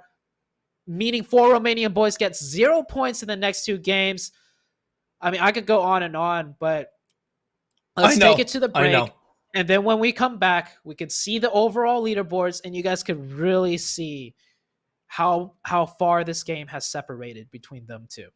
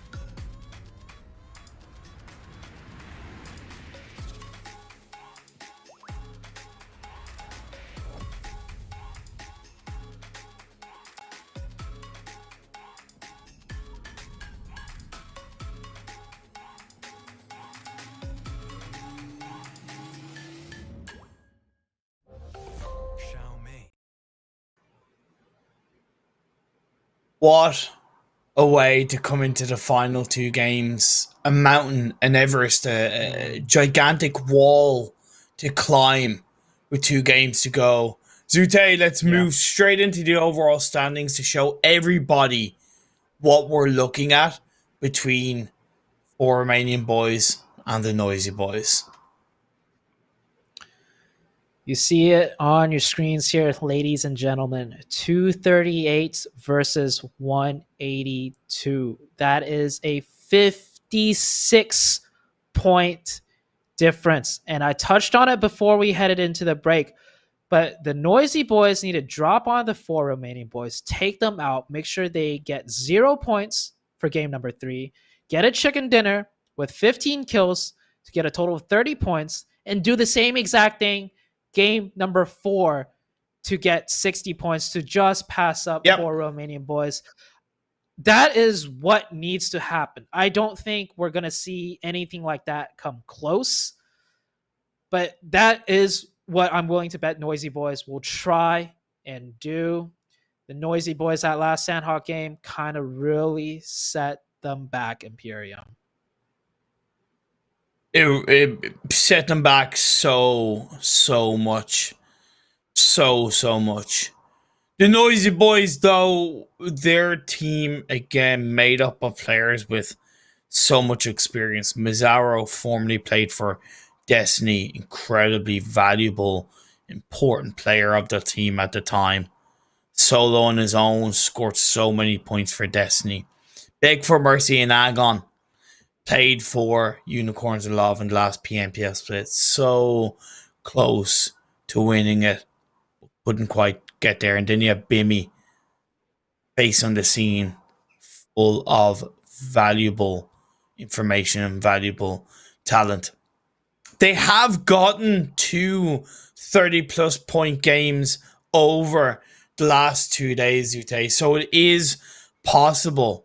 But to do 2 games in a row while trying to hot drop on the team in front of you, that's not going to be easy. Let's look at the second page of the overall standings again. Highlight. To be fair, Mega Power, they moved up in the standings. Mega Power has been moving up. They got that chicken dinner last game. Also, I saw on the first page, Rexpect was 3rd place. So coming into the finals, I got to give a shout out to Rexpect. They told us, hey, we definitely faltered in the group stage. We should have done way better than we did. We're going to prepare ourselves and get ready and show out in the finals. Well, hey, I know they're being overshadowed by the likes of the 4 Romanian boys and the Noisy Boys fighting for that coveted first place spot. But 3rd place in the finals, that is still good. So I got to give them recognition there. And you touched on Mega Power. They're finally bringing it back, a little bit too late, but they're bringing it back. Same with the other teams that are still competing. Like, bring it back. Close it out with a bang. Yeah, 110%. Enjoy super fast and lag-free Pubg mobile experience on Xiaomi's powerful Redmi Note 10 5G. Kick-ass sponsors of this year's PMCO 2021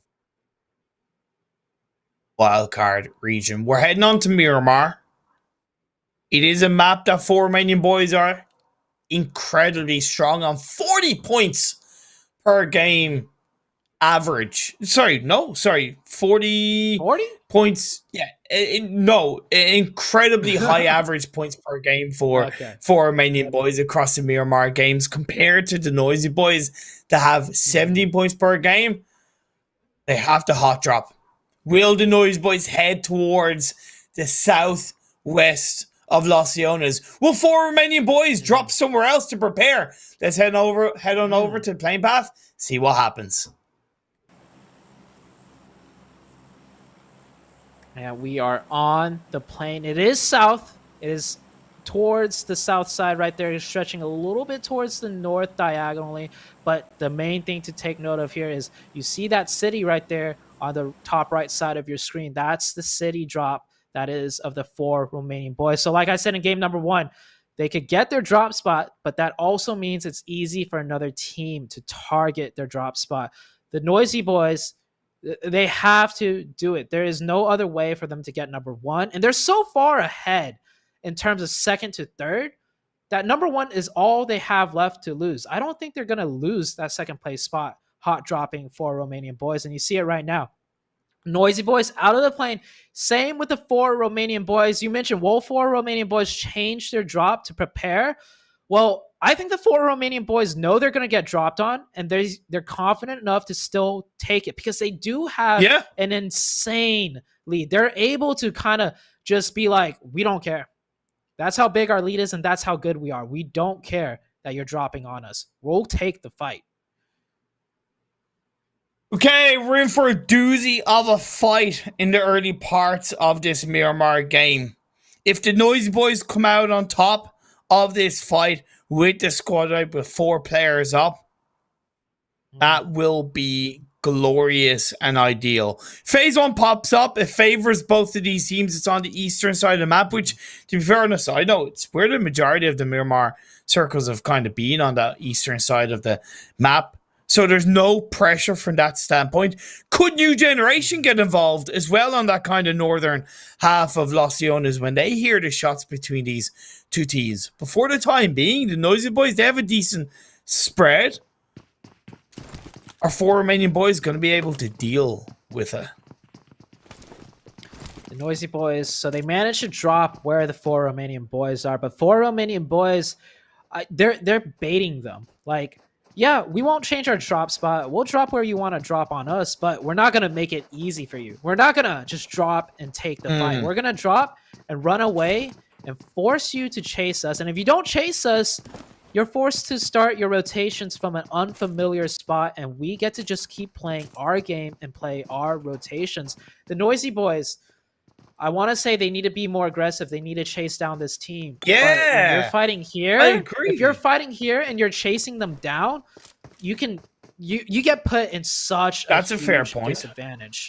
So it's all cards are stacked against the Noisy Boys right now.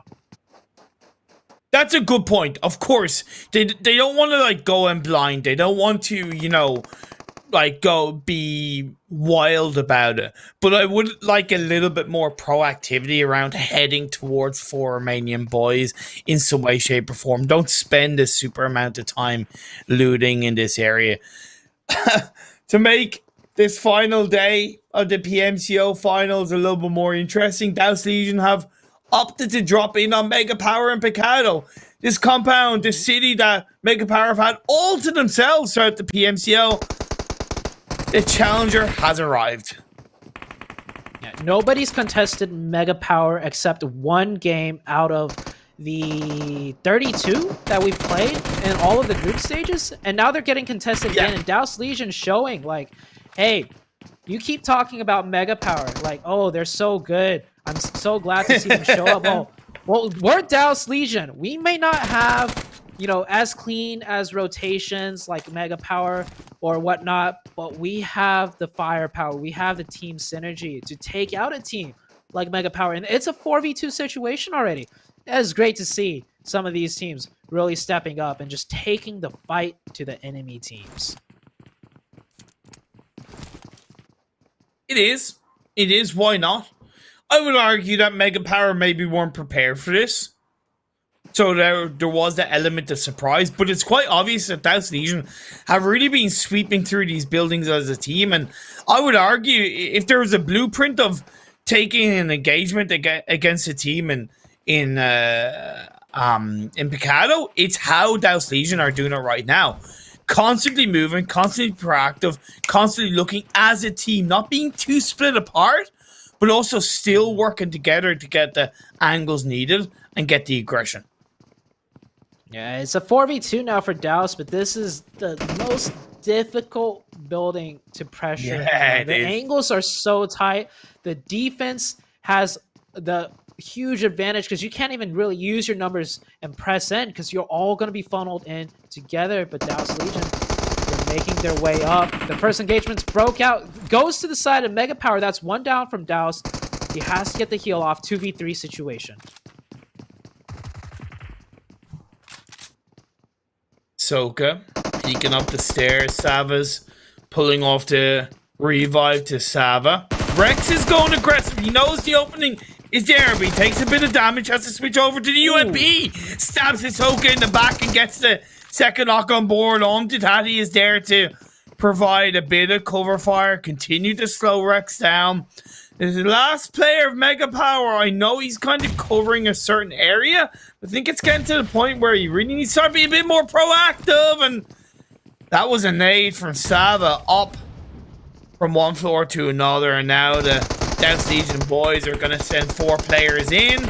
Look to get the squad out. The last player of Mega Power yeets himself out of that building, jumps down, drop shot is played out, and that was coolly executed by Tati. I love how he got the player killed before his feet touched the ground, so instantly the kill cam just goes to the player falling down out of the sky. That was beautiful to see. Daos Legion picking up 4 kill points. Meanwhile, the Noisy Boys did get a kill point, but it's not onto the team that they were looking for. They got a kill point onto New Generation, another team that loots in the same city. Unfortunately, just caught in the crossfire, and it's a kill point at least, but it's not the one that you're looking for. No, it's not. Simply put, it's not. The Noisy Boys have missed a chance. They've missed an opportunity in this game. 4 Romanian Boys have rotated away. They're in that compound that is basically in the middle of a massive field to the east of La Bandita. It's a perfect place to put yourself on this phase 1 because you get so much information, and it's a relatively big compound where you can spread yourself out as a team a little bit, and it's quite hard to crash for so many obvious reasons. The fight between QILIN and ENTROPIQ and Porto Priso has gone into the advantage of QILIN. So many teams contesting drops now. It has to do with the combination of the plane path being so south, and due to the fact that, yes, we're nearing the final games of the final day.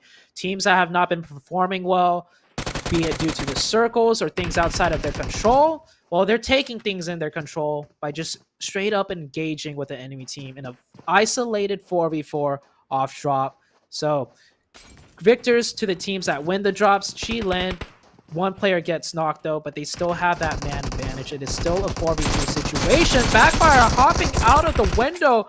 Fights come close, but that flank by the QILIN player takes down another ENTROPIQ. Really good for QILIN. Nice aggression. ENTROPIQ just aren't really ready to deal with this kind of pressure so early in the game. Oh my lord! Starkey! Beautiful double knock onto the members of QILIN, and the opening has been created. Sans is going to grab that information. The revive is paid out. Sans is on a sliver of health. Starkey is there behind him. Has to look to provide that cover. The third-person perspective on the crank is absolutely futile, while a couple of heals on the Gugu is valuable. Bo wraps around. They get the extra kill. They get the squad wipe, and they keep themselves up as a full squad. I love how they waited for that flank to come out before they peeked that pre-fire angle. Well timed, the teamwork, the communication was definitely there. But we have all Rejection going to third party them in the southeast. You see it right now. And 4 Romanian Boys smack in the center of the circle and in a very strong position. They're playing 4 together. I like this. Usually we see them split just because they're a team that can do split defenses because they're just that good. But they realize there's no need to take more advantage than they already have. So they're eliminating just all risks, so to say, by just staying alive. Just 1 point per game is already 1 point more than, you know, the likes of the Noisy Boys would ever hope you could get. Yep. That's a really good point to bring on board. All Rejection Gaming, of course, attempting to capitalize on QILIN's squad wipe of ENTROPIQ. What was a slow engagement. All Rejection Gaming rotated to the mountainside overlooking the Porto Priso buildings. Taking a vehicle out is important. 4 Romanian Boys, they do have a couple of teams around them, by the way. I believe they got a knock onto one of the players, which, of course, will create a bit of separation and a bit of suppression. Sorry for Skill and FTY now fighting to the north of Los Leones. The Noisy Boys are close by and they could get involved with a bit of a third party if they wanted to. They need to look for all the fights right now. They missed a chance on denying points, so all they could do now is get a bunch of points to counter whatever points that the 4 Romanian boys are about to get. So yeah, it looks bad that the circle's away from the Noisy closer. Boys or they're on the edge. But they just need to start sweeping everything on the map right now and win all of their fights and hope the 4 Romanian boys in their comfy spot don't get any kills. They're close. They are honestly so close to third partying this, and with New Generation getting a knock onto Biscay, another one onto Biscay once again, it's perfect. Perfect for the Noisy Boys to get involved. Look at them up there. Do it! Do it! There you go, Big for Mercy. In amongst the smokes. Try and confirm the kill. Not quite there. I'm rooting for you guys. I really am. Just because I want to make that final game so much closer between these two teams. Sorry for Skill. It's going to take one of the kills or one of the potential kills away from the Noisy Boys. Biscay goes down. There you go. One more. That's 3 for the Noisy Boys. We see one player running back to that vehicle, so they are going to commit to this fight. Ooh. Oh, that knock would have been absolutely huge. That would have been the opening that the Noisy Boys needed to feel confident to press down. Didn't get the knock, but they still need to press down. I know they're in a good spot. I know they're picking up kills, but you need more than that. You need way more than that at this point. At this point, you need to play the game like a classic match. And you have 4 super players, and you're going to go for a kill record. Like, I'm asking for 25 kills or more, maybe even 30 kills. Ooh. Oh, out of the what will be essentially 47 players left, that is definitely going to be a challenge. But I see where you're coming from, and honestly, I'm agreeing with you, because it will make their job in kind of game 2, in the final game of the day, should I say, a little bit easier, a little bit less stressful, a little bit, of course, more relieving. Man, I just don't know if they can do it. 4 Romanian boys did have a player knocked, by the way, from Rexpect. They couldn't confirm it. Defeaters, they'll take a kill onto Rexpect. Rexpect on the southeast side right now, taking a fight with last fight 3v3 situation. Rexpect, though, they have a player on the other side of the road. I don't know if last fight realizes this, but that player can get a flank very easily. Hasbullah pressing them and using that grenade. I love the utility. That should be good. Oh, maybe bounced a little bit too much off the ridge, but it is a good start to keeping last fight's head to bow down. And here comes a quick flank. I love this play. Ooh, absolutely beautiful. Really good proactivity in through the window. Hasbullah with the knock. Nice on the FPP mode. They keep themselves covered as well. Last fight, I believe just IM Sierra is left up. They turn their attentions towards all Rejection Gaming and instantly respond again with more shots in their direction. 2 kills already. Yeah, they have a player down, Salazar. But you can see that they're not allowing that to slow them down. They've realized that they need to be proactive. They're on the kind of more edge-based area of the circle. Bardo, though, it's going to get taken down, and they're left with 2. Yeah, Bardo had a sneaky flank coming in behind him that whole time. Not much he could have done there. Rex down to 2, barely in the circle, but the circle's about to shift. And I don't know if they have any vehicles, and we're on the side of the circle where there is probably maybe 2, 3 strong locations that's going to press all of these teams into the crevices, the edges, the scraps left on the map in terms of cover. So we're going to see a lot of teams just slam into each other, while the main teams that got blessed with the circle are going to press everyone away. One of them being the 4 Romanian boys. Remember when the last time we had a kind of similar base circle ending around here, where it was the road and the hill by the road, the feeders had that chicken dinner? Could be the same thing again, but the team in the previous situation, I think it was Mega Power, if I'm not mistaken, Mega Power did pull out a wonderful result. 4 Romanian boys are in that compound spot. Couldn't ask for a better circle shift once again.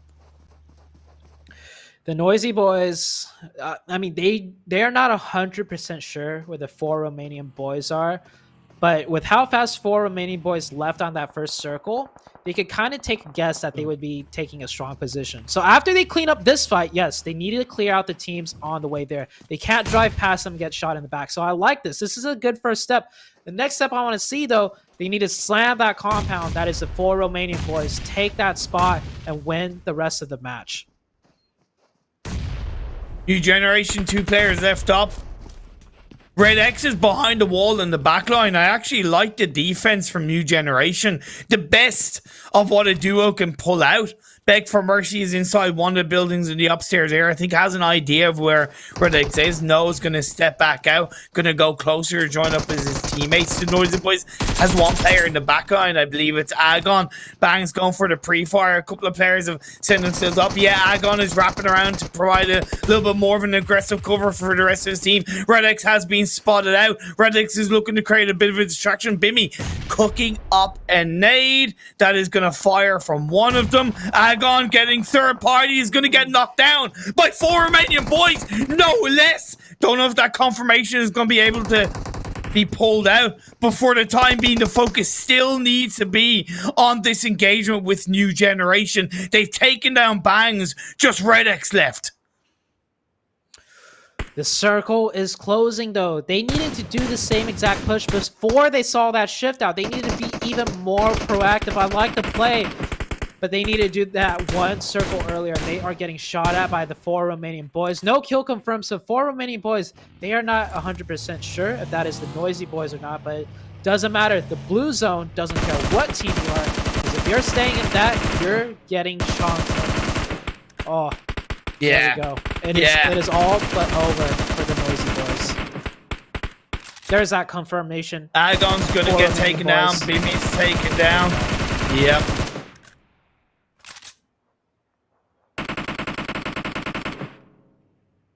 Moment of silence for the Noisy Boys. It's phase 4 blue. Shorty, it's kind of okay at that point in the game to actually stay in the blue, right? Shorty, you've committed to a later engagement. You committed to kind of being on the edge of the circle. Why not stay in the blue for at least until phase 5 pops up? Because at that point, the teams that are technically solidified in that phase 4 circle will have to move themselves. Therefore, it can make it a little bit easier for you. Whereas when you try and move in at the end of phase 4, teams are already there. They're going to be looking in your direction. So there's a way less chance of you surviving.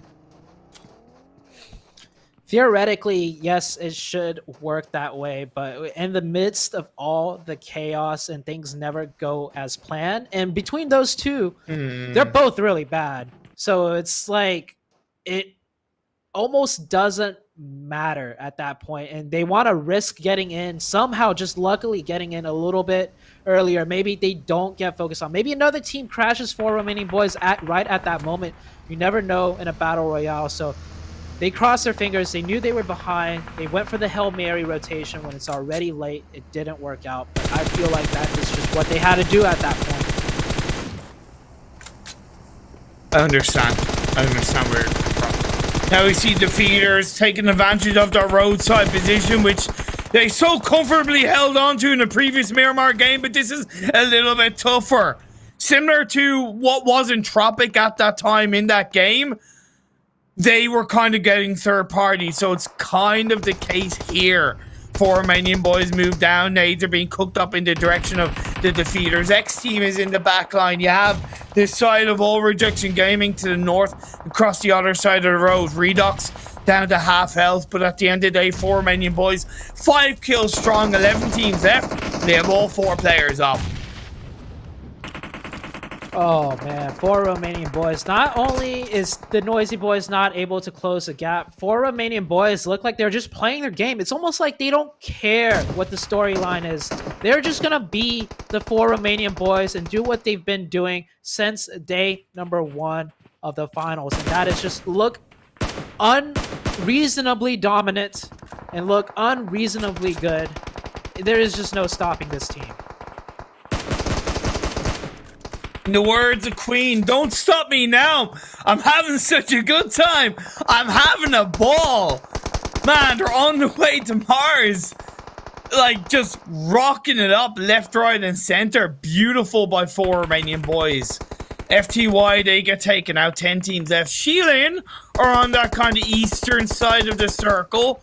I believe it's just Sosa in front of them, so they have a good position inside this phase 5. Blue Zone is closing in. Four Romanian boys being prepared to react, to shift, to deal with the onslaught that could be going on around them, or that massive shift away could hurt them, particularly as La Familia, Tip Top. You have the last player, Daos Legion, to the northwest of them.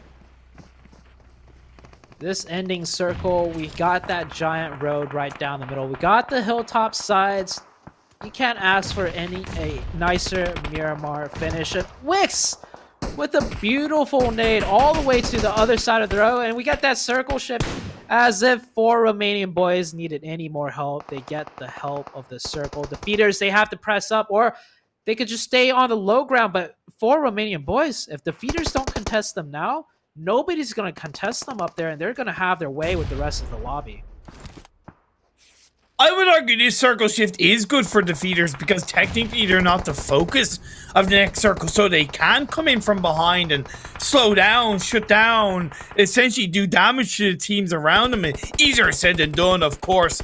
Tip Top have a player knocked down. All Rejection Gaming is still alive. So is the last player of XTEAM. However, he's healing in the blue for the time being. 8 teams left, 23 players. Whiskey gets in the vehicle, moves forward. They are getting close to the edge of the circle. That's one kill, but return from Savage X. Wix goes down. A revenge a dish, best served cold, as that puts four Romanian boys down to 3 players once they get the revive off. Four Romanian boys finally looking like they're mortal. That player just got traded and taken out immediately, but he went down, securing a kill for the four Romanian boys. So not to be messed with. Defeaters, I love that proactiveness. They went down to the bottom. They knew it was a bad position, so they immediately pushed up to stick their heads up to see if they can hurt the team that is going to hurt them eventually. But now they got QILIN on the other side of the road that they have to watch out for. And Crank, just as I say that, take out another member of Savage X. Yep. That's why I mentioned about QILIN and their position on the east, because they were one of like very few teams on there with still a full squad up at the time, and that's the position that the defeaters came from in the previous Miramar game that they ended up dominating. So I'm sure the defeaters know that they're really not in the most comfortable spot compared to a couple of teams around them. Bright has not been revived up yet. The knock that they come out onto one of the QILIN players has been revived to keep them up as a full squad. Credit to Tip Top. They've been in the thick of it for multiple circles, but still holding up as a 3-man team. Oh, Redox with the patience. He's going to steal that kill away too. Oh, he's one shot away. Crank does bleed out. The kill point does go over to the other team. Four Romanian boys still alive. Meanwhile, the defeaters, they finally got taken out by QILIN. Now that gives a lot of breathing space for the four Romanian boys. And the four Romanian boys, that one player back there just keeps getting knocked and revived. Look, they're built different. That's all I can kind of really say about four Romanian boys. They are built different. So hard to stop. It's like they keep getting stronger the more they get knocked down. La Familia. La Familia now will have to get through Tip Top if they're going to make it into the edge of this phase 7 circle. Four Romanian Boys on the edge here, and Redox with a beautiful knock. I don't know if Redox is in the circle on that edge, but QILIN definitely has the better positioning right there. You see Redox, all he's working with cover-wise is maybe like an inch of elevation cover, and that is it. And if his big head sticks up just a tiny bit, QILIN has his number. But La Familia, with 4 players still able to press in into Tip Top, they will be on the low ground though, so they might be the focus of teams as they work their way in. Wow, beautiful nade.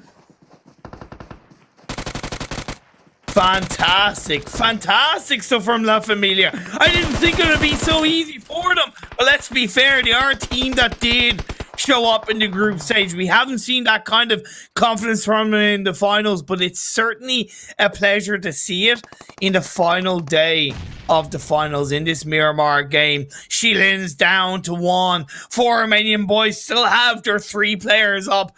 So resilient, so controlling. They just don't give up. Look at the positioning of the 3 knocking. Look at the positioning of the 3 players in such a hectic last ending when they've been under so much pressure. Immediately when each player moves out, they're each in a separate key position, each doing a separate job in a separate angle. Of course, Bright a little bit overextended, but it is still good to see that they're taking initiative to be proactive.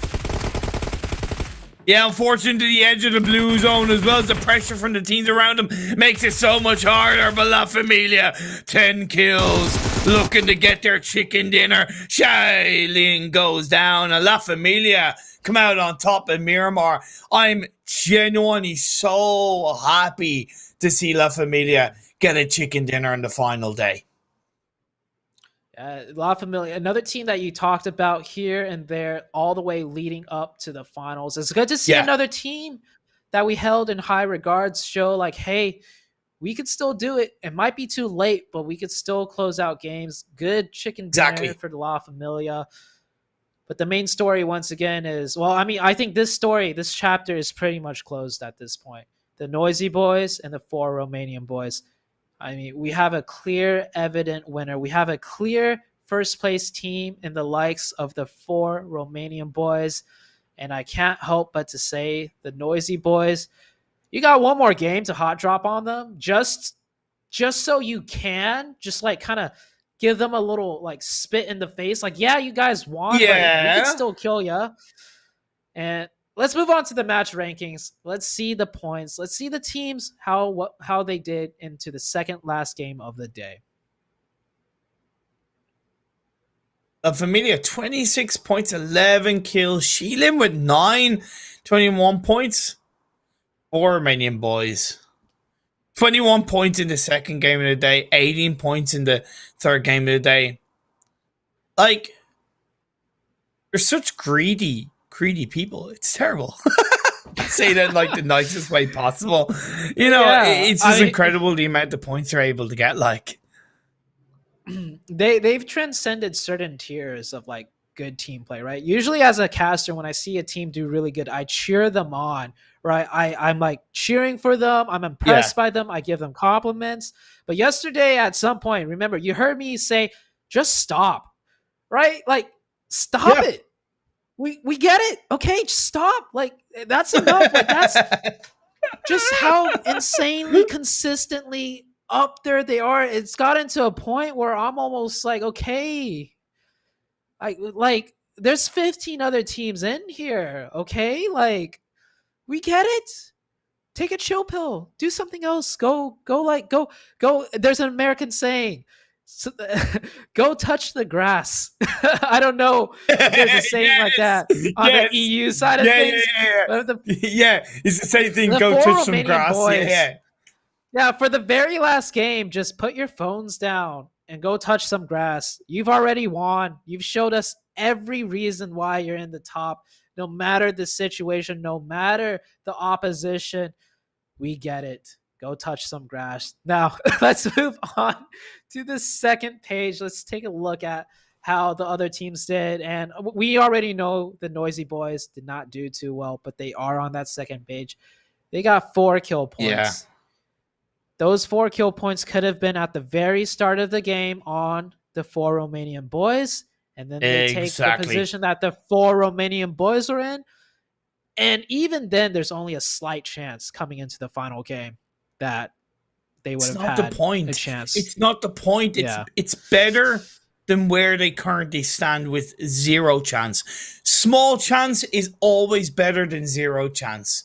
That's the thing. You know, that's why even at the end of day 2, you know, when a question was asked of can any team compete with the Noisy Boys, and at the end of day 2 we were, you know, kind of like, I don't know if anybody can compete with 4 Romanian boys. But then when they reflected upon it heading into day 3, it was like, yeah, actually they can be dealt with, because the opportunity was there, the percentage was there, and the Noisy Boys certainly put on a hell of a show yesterday.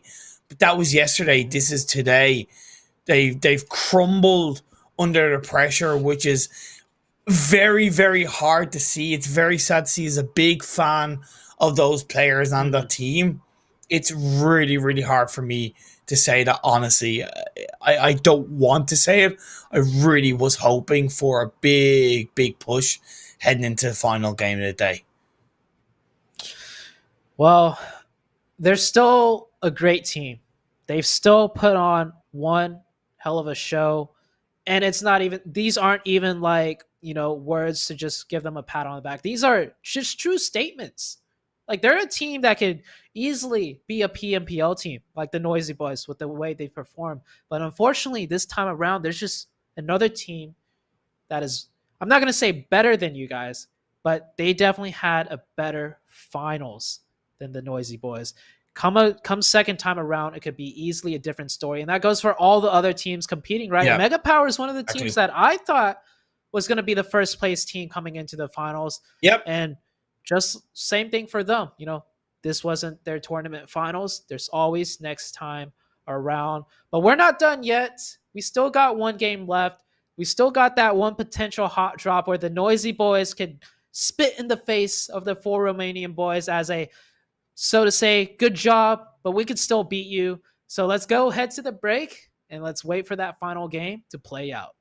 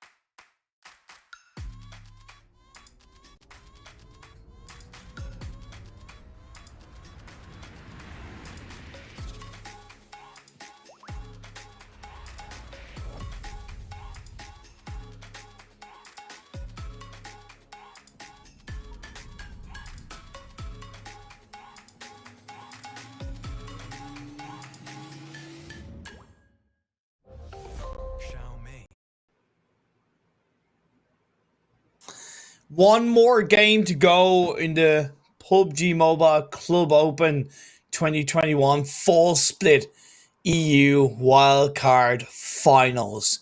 We've come so far. We've had group stages. We started with 32 teams. We've gone through it already. Came down to the top 16 and they moved into the finals. They've battled their hearts out. But at the end of the day, there's realistically only been one team that's been a cut above the rest. Some tried. At the end of the day, they all failed. 4 Romanian Boys. Let's go to the overall standings, Zute, and look at the lead they have over the rest of the lobby. This lead by the 4 Romanian Boys was put up since day number 1 started. And since day number 1, they already had like a 30-40 point lead, like a crazy lead since day number 1. And every day, even with a team like the Noisy Boys, the like superheroes, so to say, in this storyline, they cannot defeat the super villain that is the 4 Romanian Boys. It's a 70 point difference now. 70 points from first to second place. And you gotta wonder where the Noisy Boys' heads are at this stage, because there's no doubt they put up a massive, massive fight.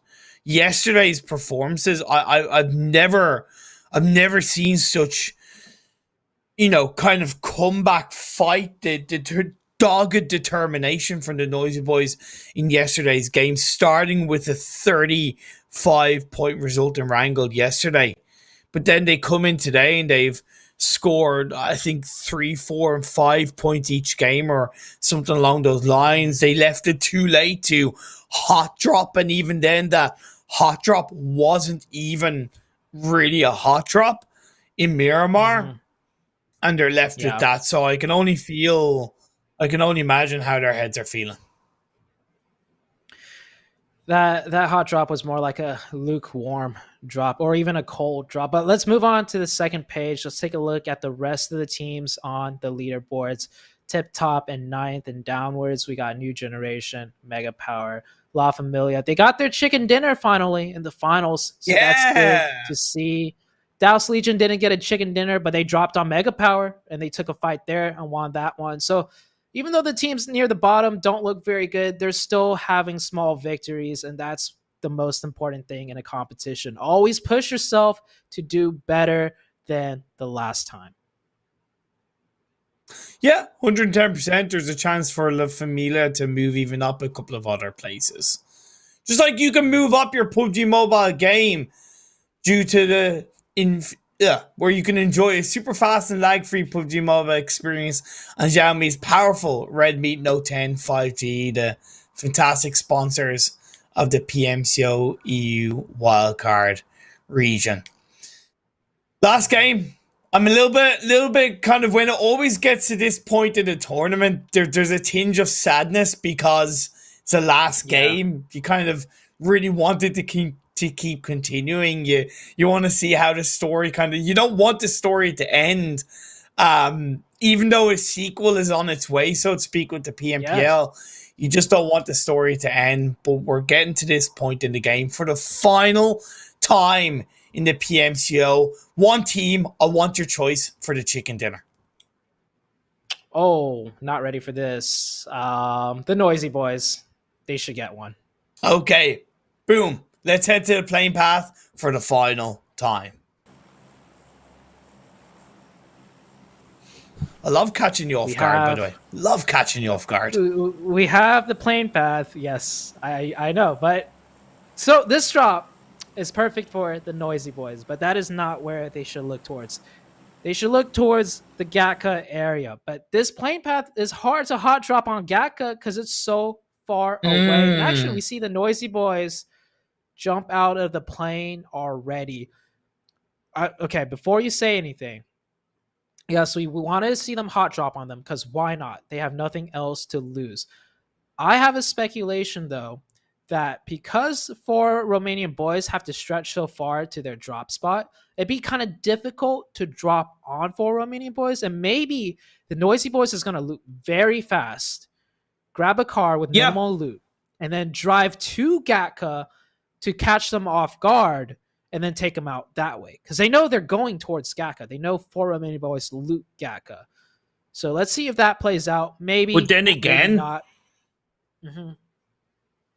But then again, the Noisy Boys will have seen how many parachutes went out with them. So the risk of trying to rotate super early onto the bridge when you have 3 to 4 to 5 to 6 players around you is going to be really difficult.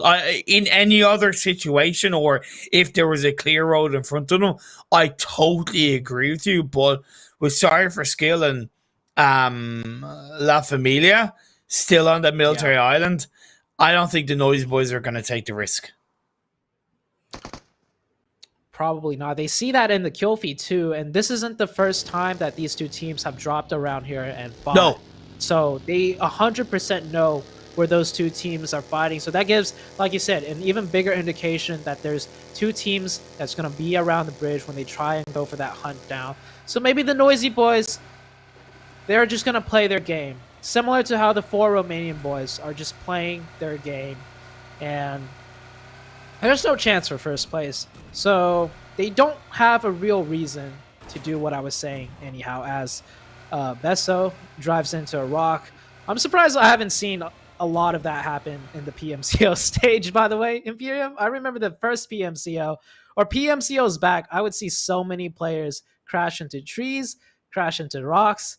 So I think it's safe to say over the course of the years, players have gotten better at not crashing into things.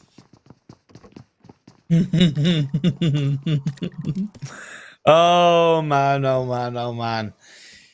Phase 1 Circle is pretty good for a good few of these teams. It's on that southwestern side. Sorry for Skill seem to be maybe looking towards the direction of the Noisy Boys. Besso dropped quite far away from the rest of his team on a side note. They've already lost a player, so it might be a little bit too risky for Besso to try and find something here. It might be better off just joining up with the rest of his team. Even Bobby is on the kind of southern side of the military island, so Sorry for Skill, they're very heavily split up for the time being. I almost feel like their split was supposed to be a split that traps the Noisy Boys and picks up a kill or two. You saw how one player was immediately on top of that hill looking for an opening pick. But wow, down to 3 players, they might have to change their game plan. La Familia has left the military. That's actually, I'm quite curious about that. They dropped Military Island side only to just do a quick rotation off Military Island. I agree with that though. Because often what can be the case when you have a very eastern playing path and you're looking to drop on the west, that kind of coastal line main road that's to the west of farm can be a little bit congested. So it can often be safer to drop a military island, rotate early, which they did, and then you're able to continue to your normal loot spot. So I agree with that with La Familia. That's actually a very good point. Very good point, Imperium. Oh, look at you, Imperium. You're teaching me a thing or two now coming into the last game of the PMCO. Sorry for Skill. That guy's laying low. The Noisy Boys definitely did not spot out that player, but they got that bridge to cross, and there is some more. Sorry for Skill actually got the heads up that the Noisy Boys are coming with that player prone at the tree. Zaro has to reposition away. He gets out of the vehicle. More importantly, goes by the side of the rock. Looks to cook up a bit of a juicy nade. Switches over to the gun with the 4x scope. He has good support, but also he's low-key on his own. Another Noisy Boys player goes on the other side. This is a pretty decent formation by the Noisy Boys.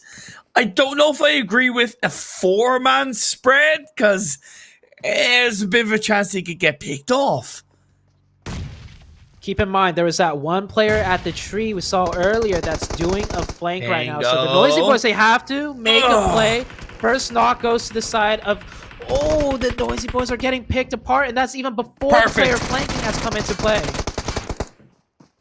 There you go. That was a great turnaround from the Noisy Boys because Agon reacted really quickly. Mizawa maybe was a little bit too bullish on the opening, but because they are just knocks and no actual squad wipe confirmed, there's still one more player for Sorry for Skill. Besso, he's crawling, probably looking to give information. Sportsman, can he just dig and hammer the final nail in the coffin for what has been an extremely rough day for the Noisy Boys? He gets one knock, looks for a confirmation. Agon Mizawa not in position to confirm that kill. That's going to be best confirmed. Though Sportsman goes down. Luckily, Bimmy was not finished off. Agon definitely angry at that. You can see the emotion coming out in game. That's a healthy kind of expression to me.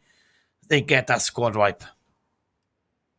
I can always get behind some box shooting, but that's not the team you want to take your frustrations out on, man. I wanted to see you do that to the 4 Romanian boys. That would have been that would feel good. That would feel way better, Agon, than shooting the box of that team right there. But continuing on, we got Mega Power right outside of Pachinki, their hometown. You see, we got 3 teams right around this area, and Sosa, no, you need to hop off the roof when you get shot at the roof, not go prone on it. Okay, he barely makes it in.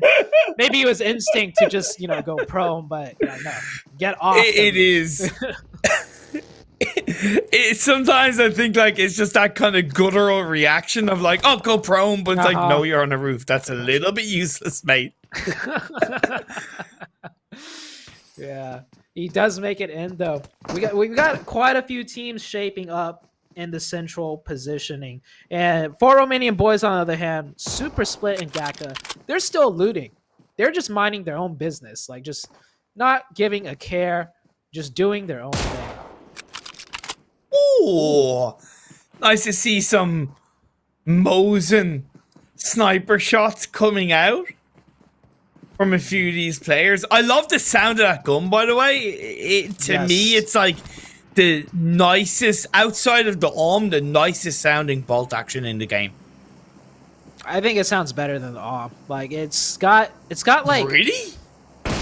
It's got I feel like the ARM's got too much bass to the shot. I like the kind of clean sound that this gun has. Yeah. I'm more of a World War II type of what is that? I think it is the Mosin. The World War II was when the Mosin was used. I like that kind of era of weapon sound and effects. It just sounds more dangerous, savage, maybe dangerous. Yes, yeah, savage. Savage, dangerous, guttural. Yeah. We got that second circle though. Does shift. It looks like it centers up, but that's because it just moves away from the water. So it shifts up to the north. We've got XTEAM fighting with Daos Legion. Once again, Daos Legion in the edge in the blue.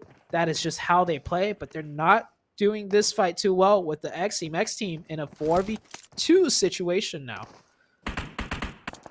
I think both teams once again kind of dropped in Yasnaya because that playing path was on the east. It was obviously easier for both teams. XTEAM tend to go on that eastern side of the city anyway, so they would have had a much cleaner disengagement away to set themselves up for good defense.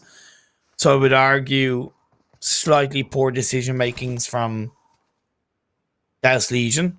Gold Touch is flanking around, taking his time. I think he's been hurried up. Ooh. Goes for a pre-fire, shots around.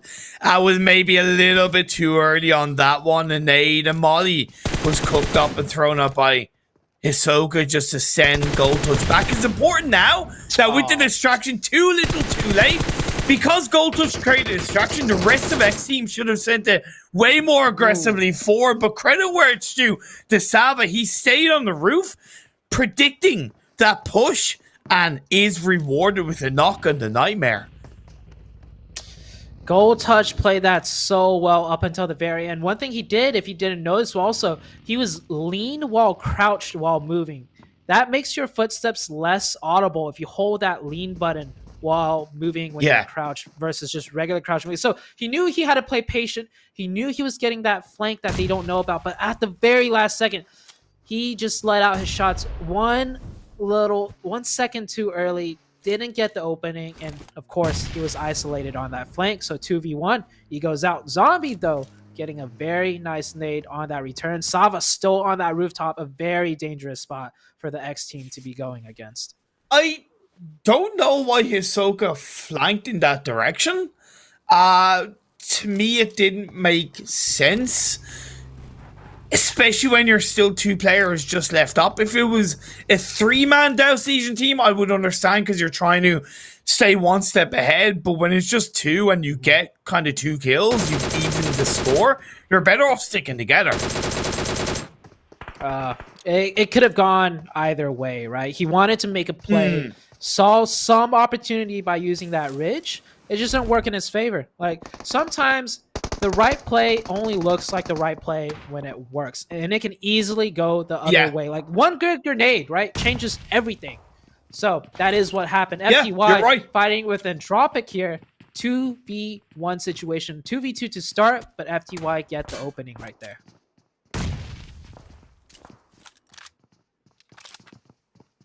I love that point you bring up because it's something that I kind of need to think about a little bit more often when I'm commentating, is that yes, the right decision can only sometimes look like the right decision when it is done right. And it's very easy to call a decision a bad decision just because it goes wrong. But now the 2-man team of FTY pushing up towards the stairs. You have QILIN in the backline. Lovely play, but he knocks his teammate out, which is a little bit of an F. Definitely, but does ENTROPIQ, can they put the 2 and 2 together? The kill feed is hidden, so even if he's knocking his own player, it just says Team 2 has locked the player from Team 2. It doesn't seem like ENTROPIQ realized this, as they're still holding a defense thinking they have 2 players pressing. Meanwhile, New Generation, the team to finally kind of put a halt to the monster that is the 4 Romanian Boys. 4 Romanian Boys down to 3 players already.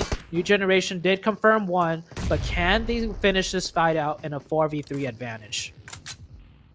The same compound in which New Generation secured the victory in game 1 of the day, in which they did take out 4 Romanian Boys. So it's ironic and coincidental that in this final game of the PMCO Finals, the final game of the day, we see these 2 teams battle it out, where it started at the start of the day. 4 Romanian Boys pick up another kill. They've turned the tides in this fight around in their favor. A little bit too much separation for New Generation and not enough closure. And hey, look, there's a reason why 4 Romanian Boys are currently at the top of the leaderboard. They're a tough team to topple. Every player on the 4 Romanian Boys so deadly. Even if you get that man advantage in a 4v3, those 3 players could very well be like fighting 5 or 6 players, and you see that right now. New Generation forced to run away, and another one of them goes down as they drive off. 4 Romanian Boys, they live to fight another fight.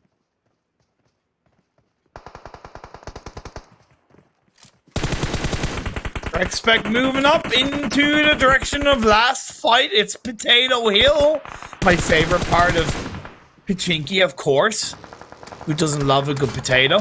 Who doesn't love a good Potato Hill battle? Even a 3-way dance as Rexpect gonna have to deal with XTEAM from behind, off the back of them, taking down Daos Legion. They moved into the edge of the circle from the school apartments region to put pressure on Rexpect. That player got out of the buggy the last second possible. That buggy was as destroyed as could be without blowing up. I think I saw 2 wheels missing and it was on fire but not blown up yet. Oh, that guy hit the eject button right in time. Familia pushing into the last player that was of New Generation. New Generation is eliminated. 4 Romanian Boys definitely saw that happen right in front of them. Is 4 Romanian Boys going to just take the fight straight in? Or are they going to play like they usually do, more calculated and to find a better pathing in? And oh, that circle shift, though, probably going to go for the north side, because that is one hard shift to the north. Yeah, it makes sense that they're gonna look to loop around and play a more calculated play style, and even that circle shift confirmed that. Wix is still in the blue by that compound, and that kind of makes sense because as much as I always say teams should look to reposition and move and rotate as a full team, often when you do kind of two at once, they don't think, your opponents don't necessarily think that there's another player there. It's just maybe two. So that third player has an easier time if left a little bit later to move in and join up with their teammates. The Familia, though, they are reacting to that circle shift. They're moving around, looking to take shots on towards TipTop. Daos Legion finally meet their match. They go down for the final time in the PMCO finals. 11 teams left, 38 players, and it's starting to heat up on the southern edge, or the northern edge of Pachinki. TipTop trying to take some shots to slow down that rotation, but Mega Power has gotten in front of them, taking a very nice position in the circle on the southern side. You see Rexpect also looking for a spot, but everything is taken. They're driving all separated, going all around. Bardot gets knocked out of the car with a DP. Mega Power manages to find a nice spot to cozy in on, as the rest of the teams still trying to find their home. I don't know what the hell Bardo was thinking there, to be honest. Like, you know, the position of his two teammates are pretty good, but I just don't know where he was heading towards, just going for a Sunday drive. QILIN, XTEAM, Rexpect, all in the one compound together. Few buildings separating each other. Of course, XTEAM and QILIN beside each other, so they technically could support each other alternatively and focus more on Rexpect. 100%. Meanwhile, Rexpect behind them, 4 Romanian boys have set up a position right there in those dips. Those dips are actually a super strong position. 4 Romanian boys, man, they just get whatever position they want. That was a hard shift away from them. There were other teams that had a chance at taking that position, but it's who else other than the 4 Romanian boys in one of the stronger positions that they get to keep all for themselves. These compounds are just as good, but you see there's 3 teams right around here. Oh, man.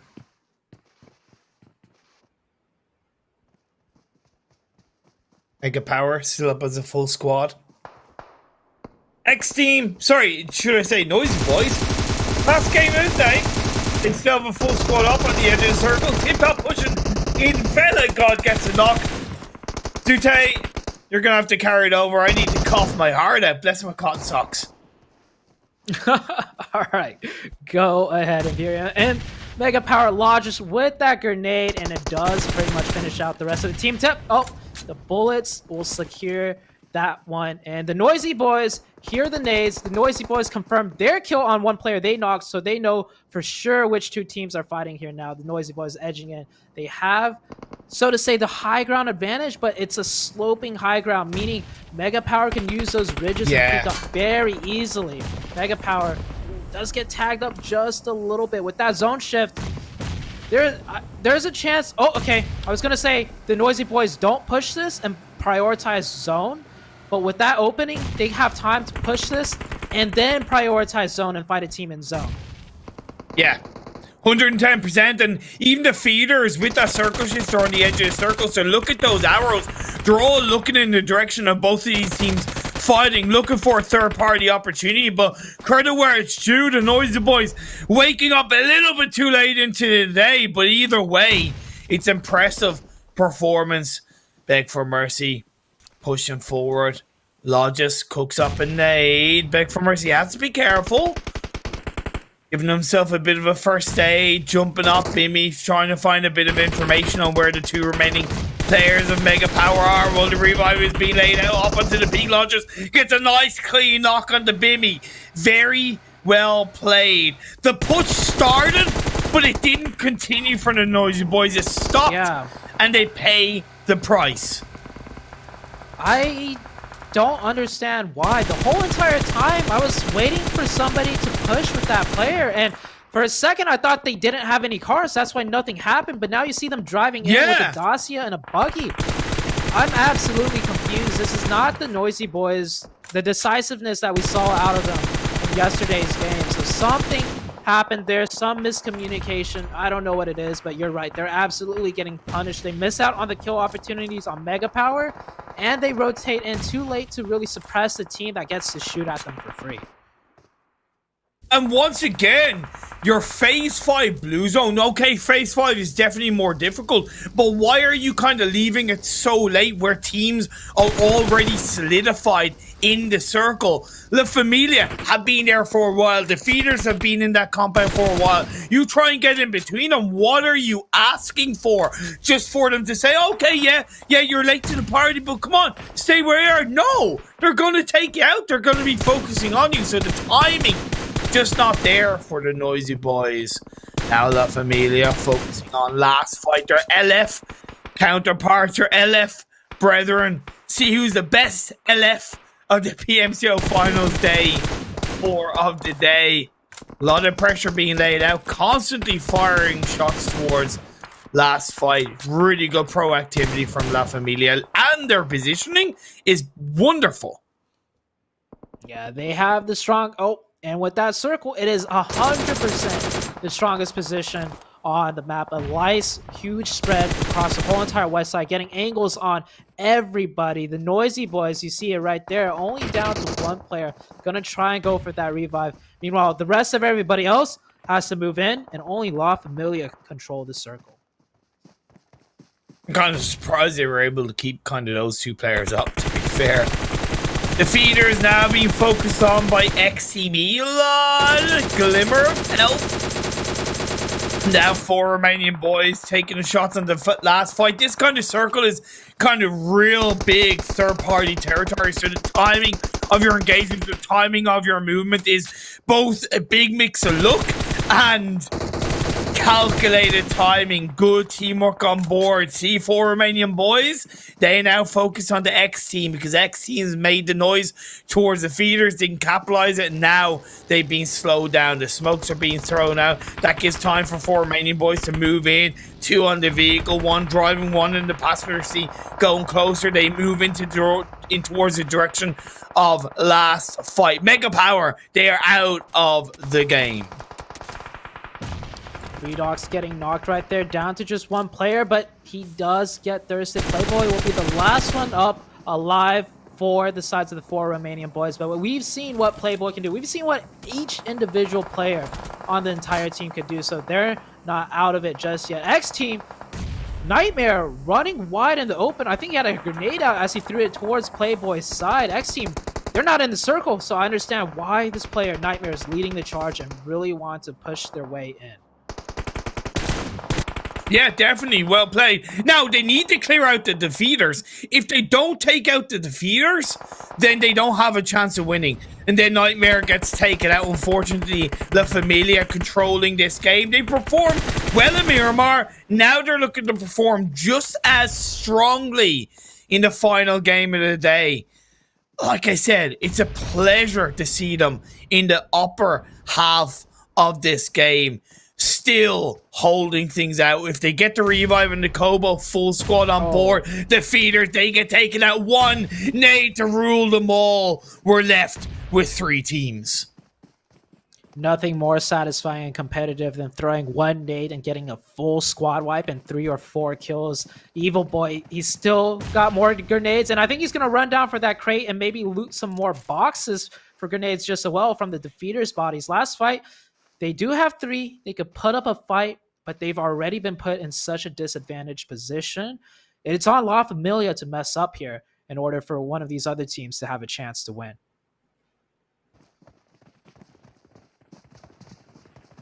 Playboy could come into play as a bit of a third-party shutdown, more likely towards last fight, to be fair. La Familia have way more of a dominating control, not really in the direction of Playboy unless Wasted gets picked up, but I can't see that happening. La Familia, I like how they're playing this. They're playing it slow. They have the advantage, and they're just letting the advantage slowly work out for them. Last fight can't really do an aggressive push or anything. Same with Playboy. So La Familia, not being too hasty, not overstepping, taking their time, biding their time. Their advantage does not go away if they take their time, and if anything, the advantage slowly becomes in their favor as the zone closes and there's less areas to be worried about. I was going to say I would like to see Kobo go a little bit more forward on this side of the mountain. And that's exactly what he started to do, because he does want to cover that side. He wants to allow him and the rest of his team to have that level of control coming into Phase 8. He knows that his squad was wiped there because that nade was thrown out, right? So I do like that from Kobo. Playboy is doing the right thing of staying prone down in the middle, hoping that he's not spotted. I think last fight might have an idea he's there, but the second last fight, in any way, look for an engagement first. Then they make noise, and La Familia will come out on top. So I get why last fight are not moving a muscle. Yeah, it's a patience game right now. We're probably actually going to see the next circle shift before the next action breaks out. I'm almost curious to think if La Familia know last fight is there. They've been looking really hard. Okay, there we go. Okay, Evil Boy is looking down a little bit to the left now. So they are aware, and right there, Evil Boy picks up that fight. The fight has opened up. This is La Familia's game to win now. Instantly they react to it. Instantly they send a nade to utility, push forward in bodies and droves as they look to take their second chicken dinner of the day, back to back, I might add, as they shut down the champions of the PMCO finals, and the last kill comes on board. That is, of course, La Familia winning the game, but you can see on your screens the graphic. 4 Romanian boys. They were the story of the PMCO group stage, a story of the PMCO finals. They came, they fought, they dominated, and they conquered to become your PMCO full split 2021 EU Wildcard champions. Congratulations to the sides of the 4 Romanian boys. Now, throughout this whole entire finals, I've kind of painted them as the super villains, right? Because everybody loves an underdog. But the cool part is the story is not over. From here, when they approach the PMPL, they're going to be a team that I'm once again cheering for. Not so much saying they're the super villains, but once they hit the PMPL level of play, they might become the underdogs. They might become the team that struggles. Of course, here they look so dominant, but this is only one stage of the tournament. This is actually, for all you viewers watching out there, this is the lowest tier tournament. We start in the PMCO. We work our way up into the PMPL. And if you think the PMPO's got tough teams, you work your way up into the PMGC. So we got so many more chapters to cover. And hey, maybe the 4 Romanian boys, we might see them in the PMGC at the end of the year.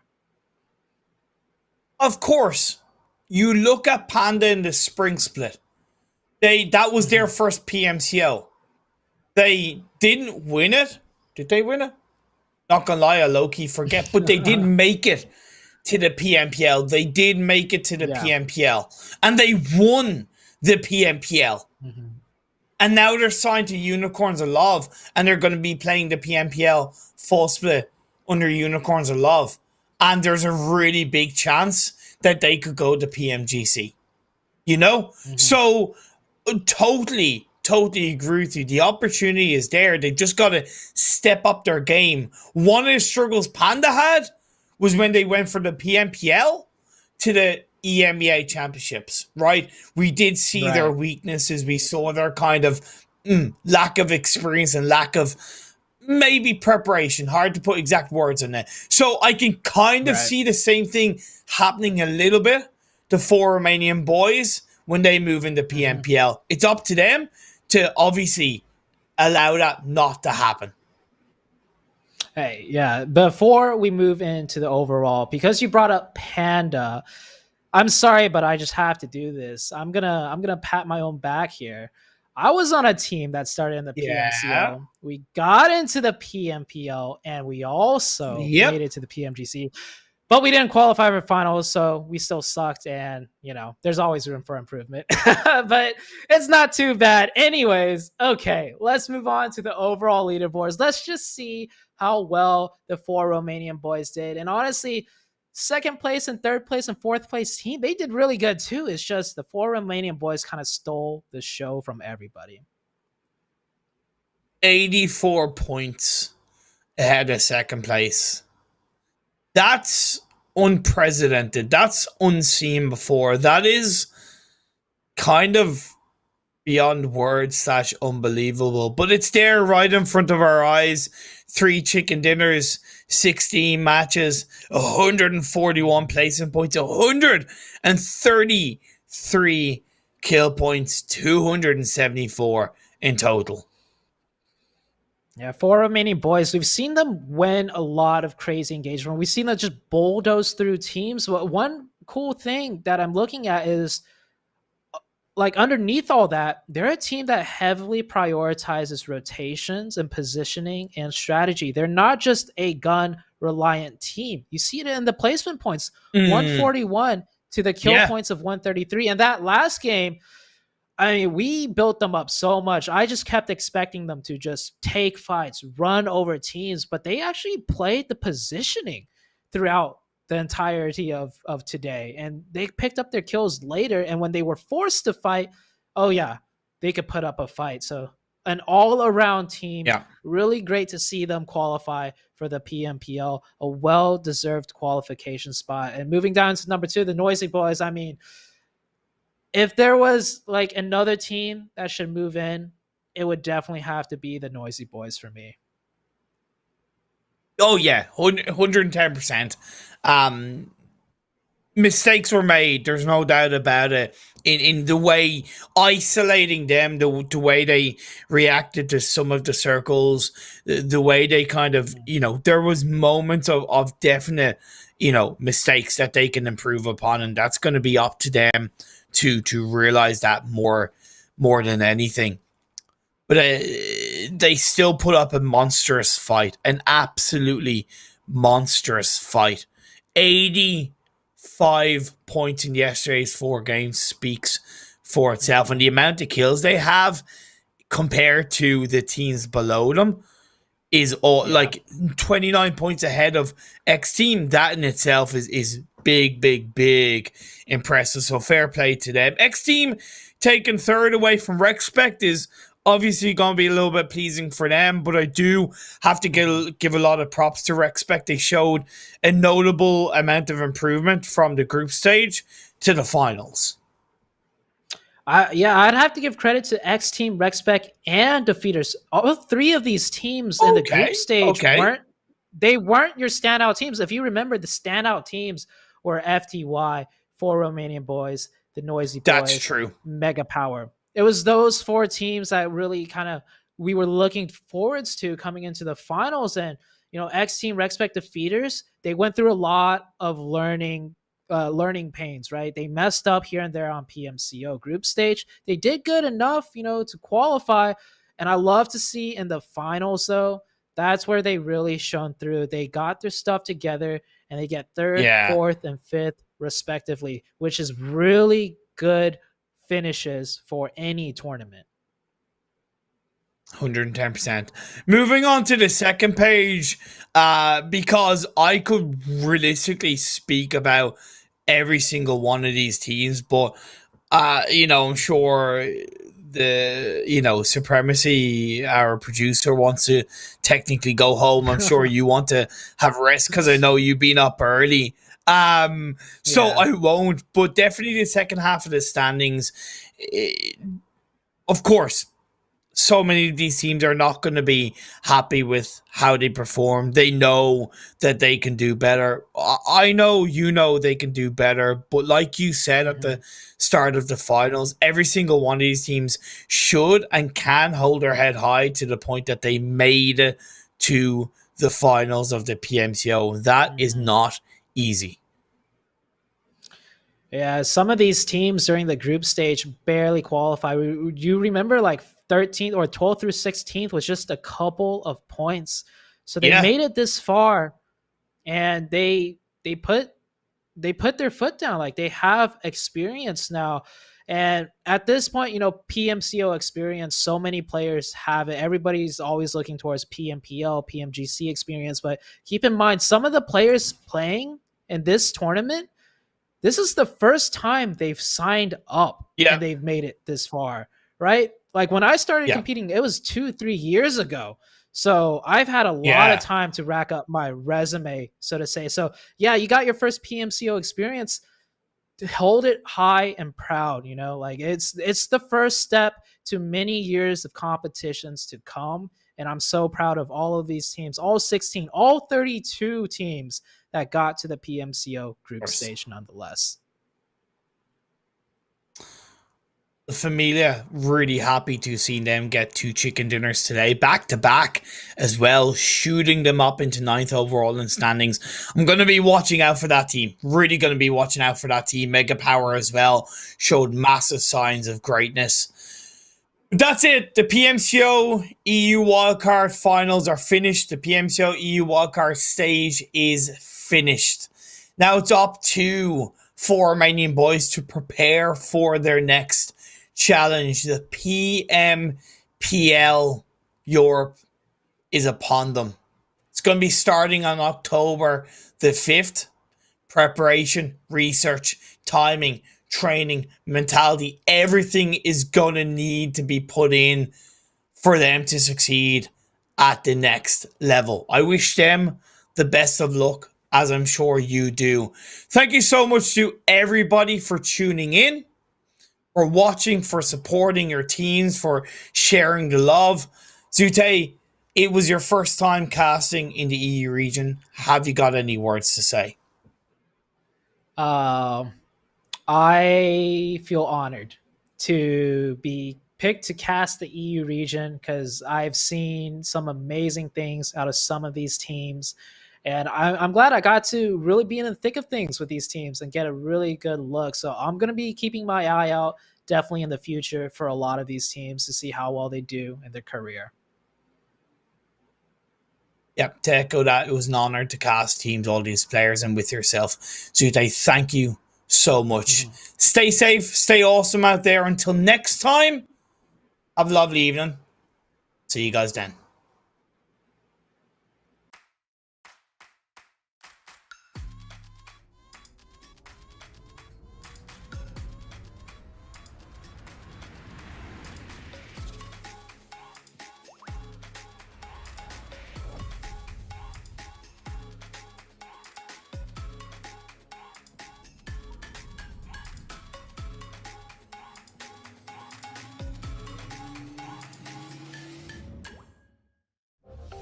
Xiaomi.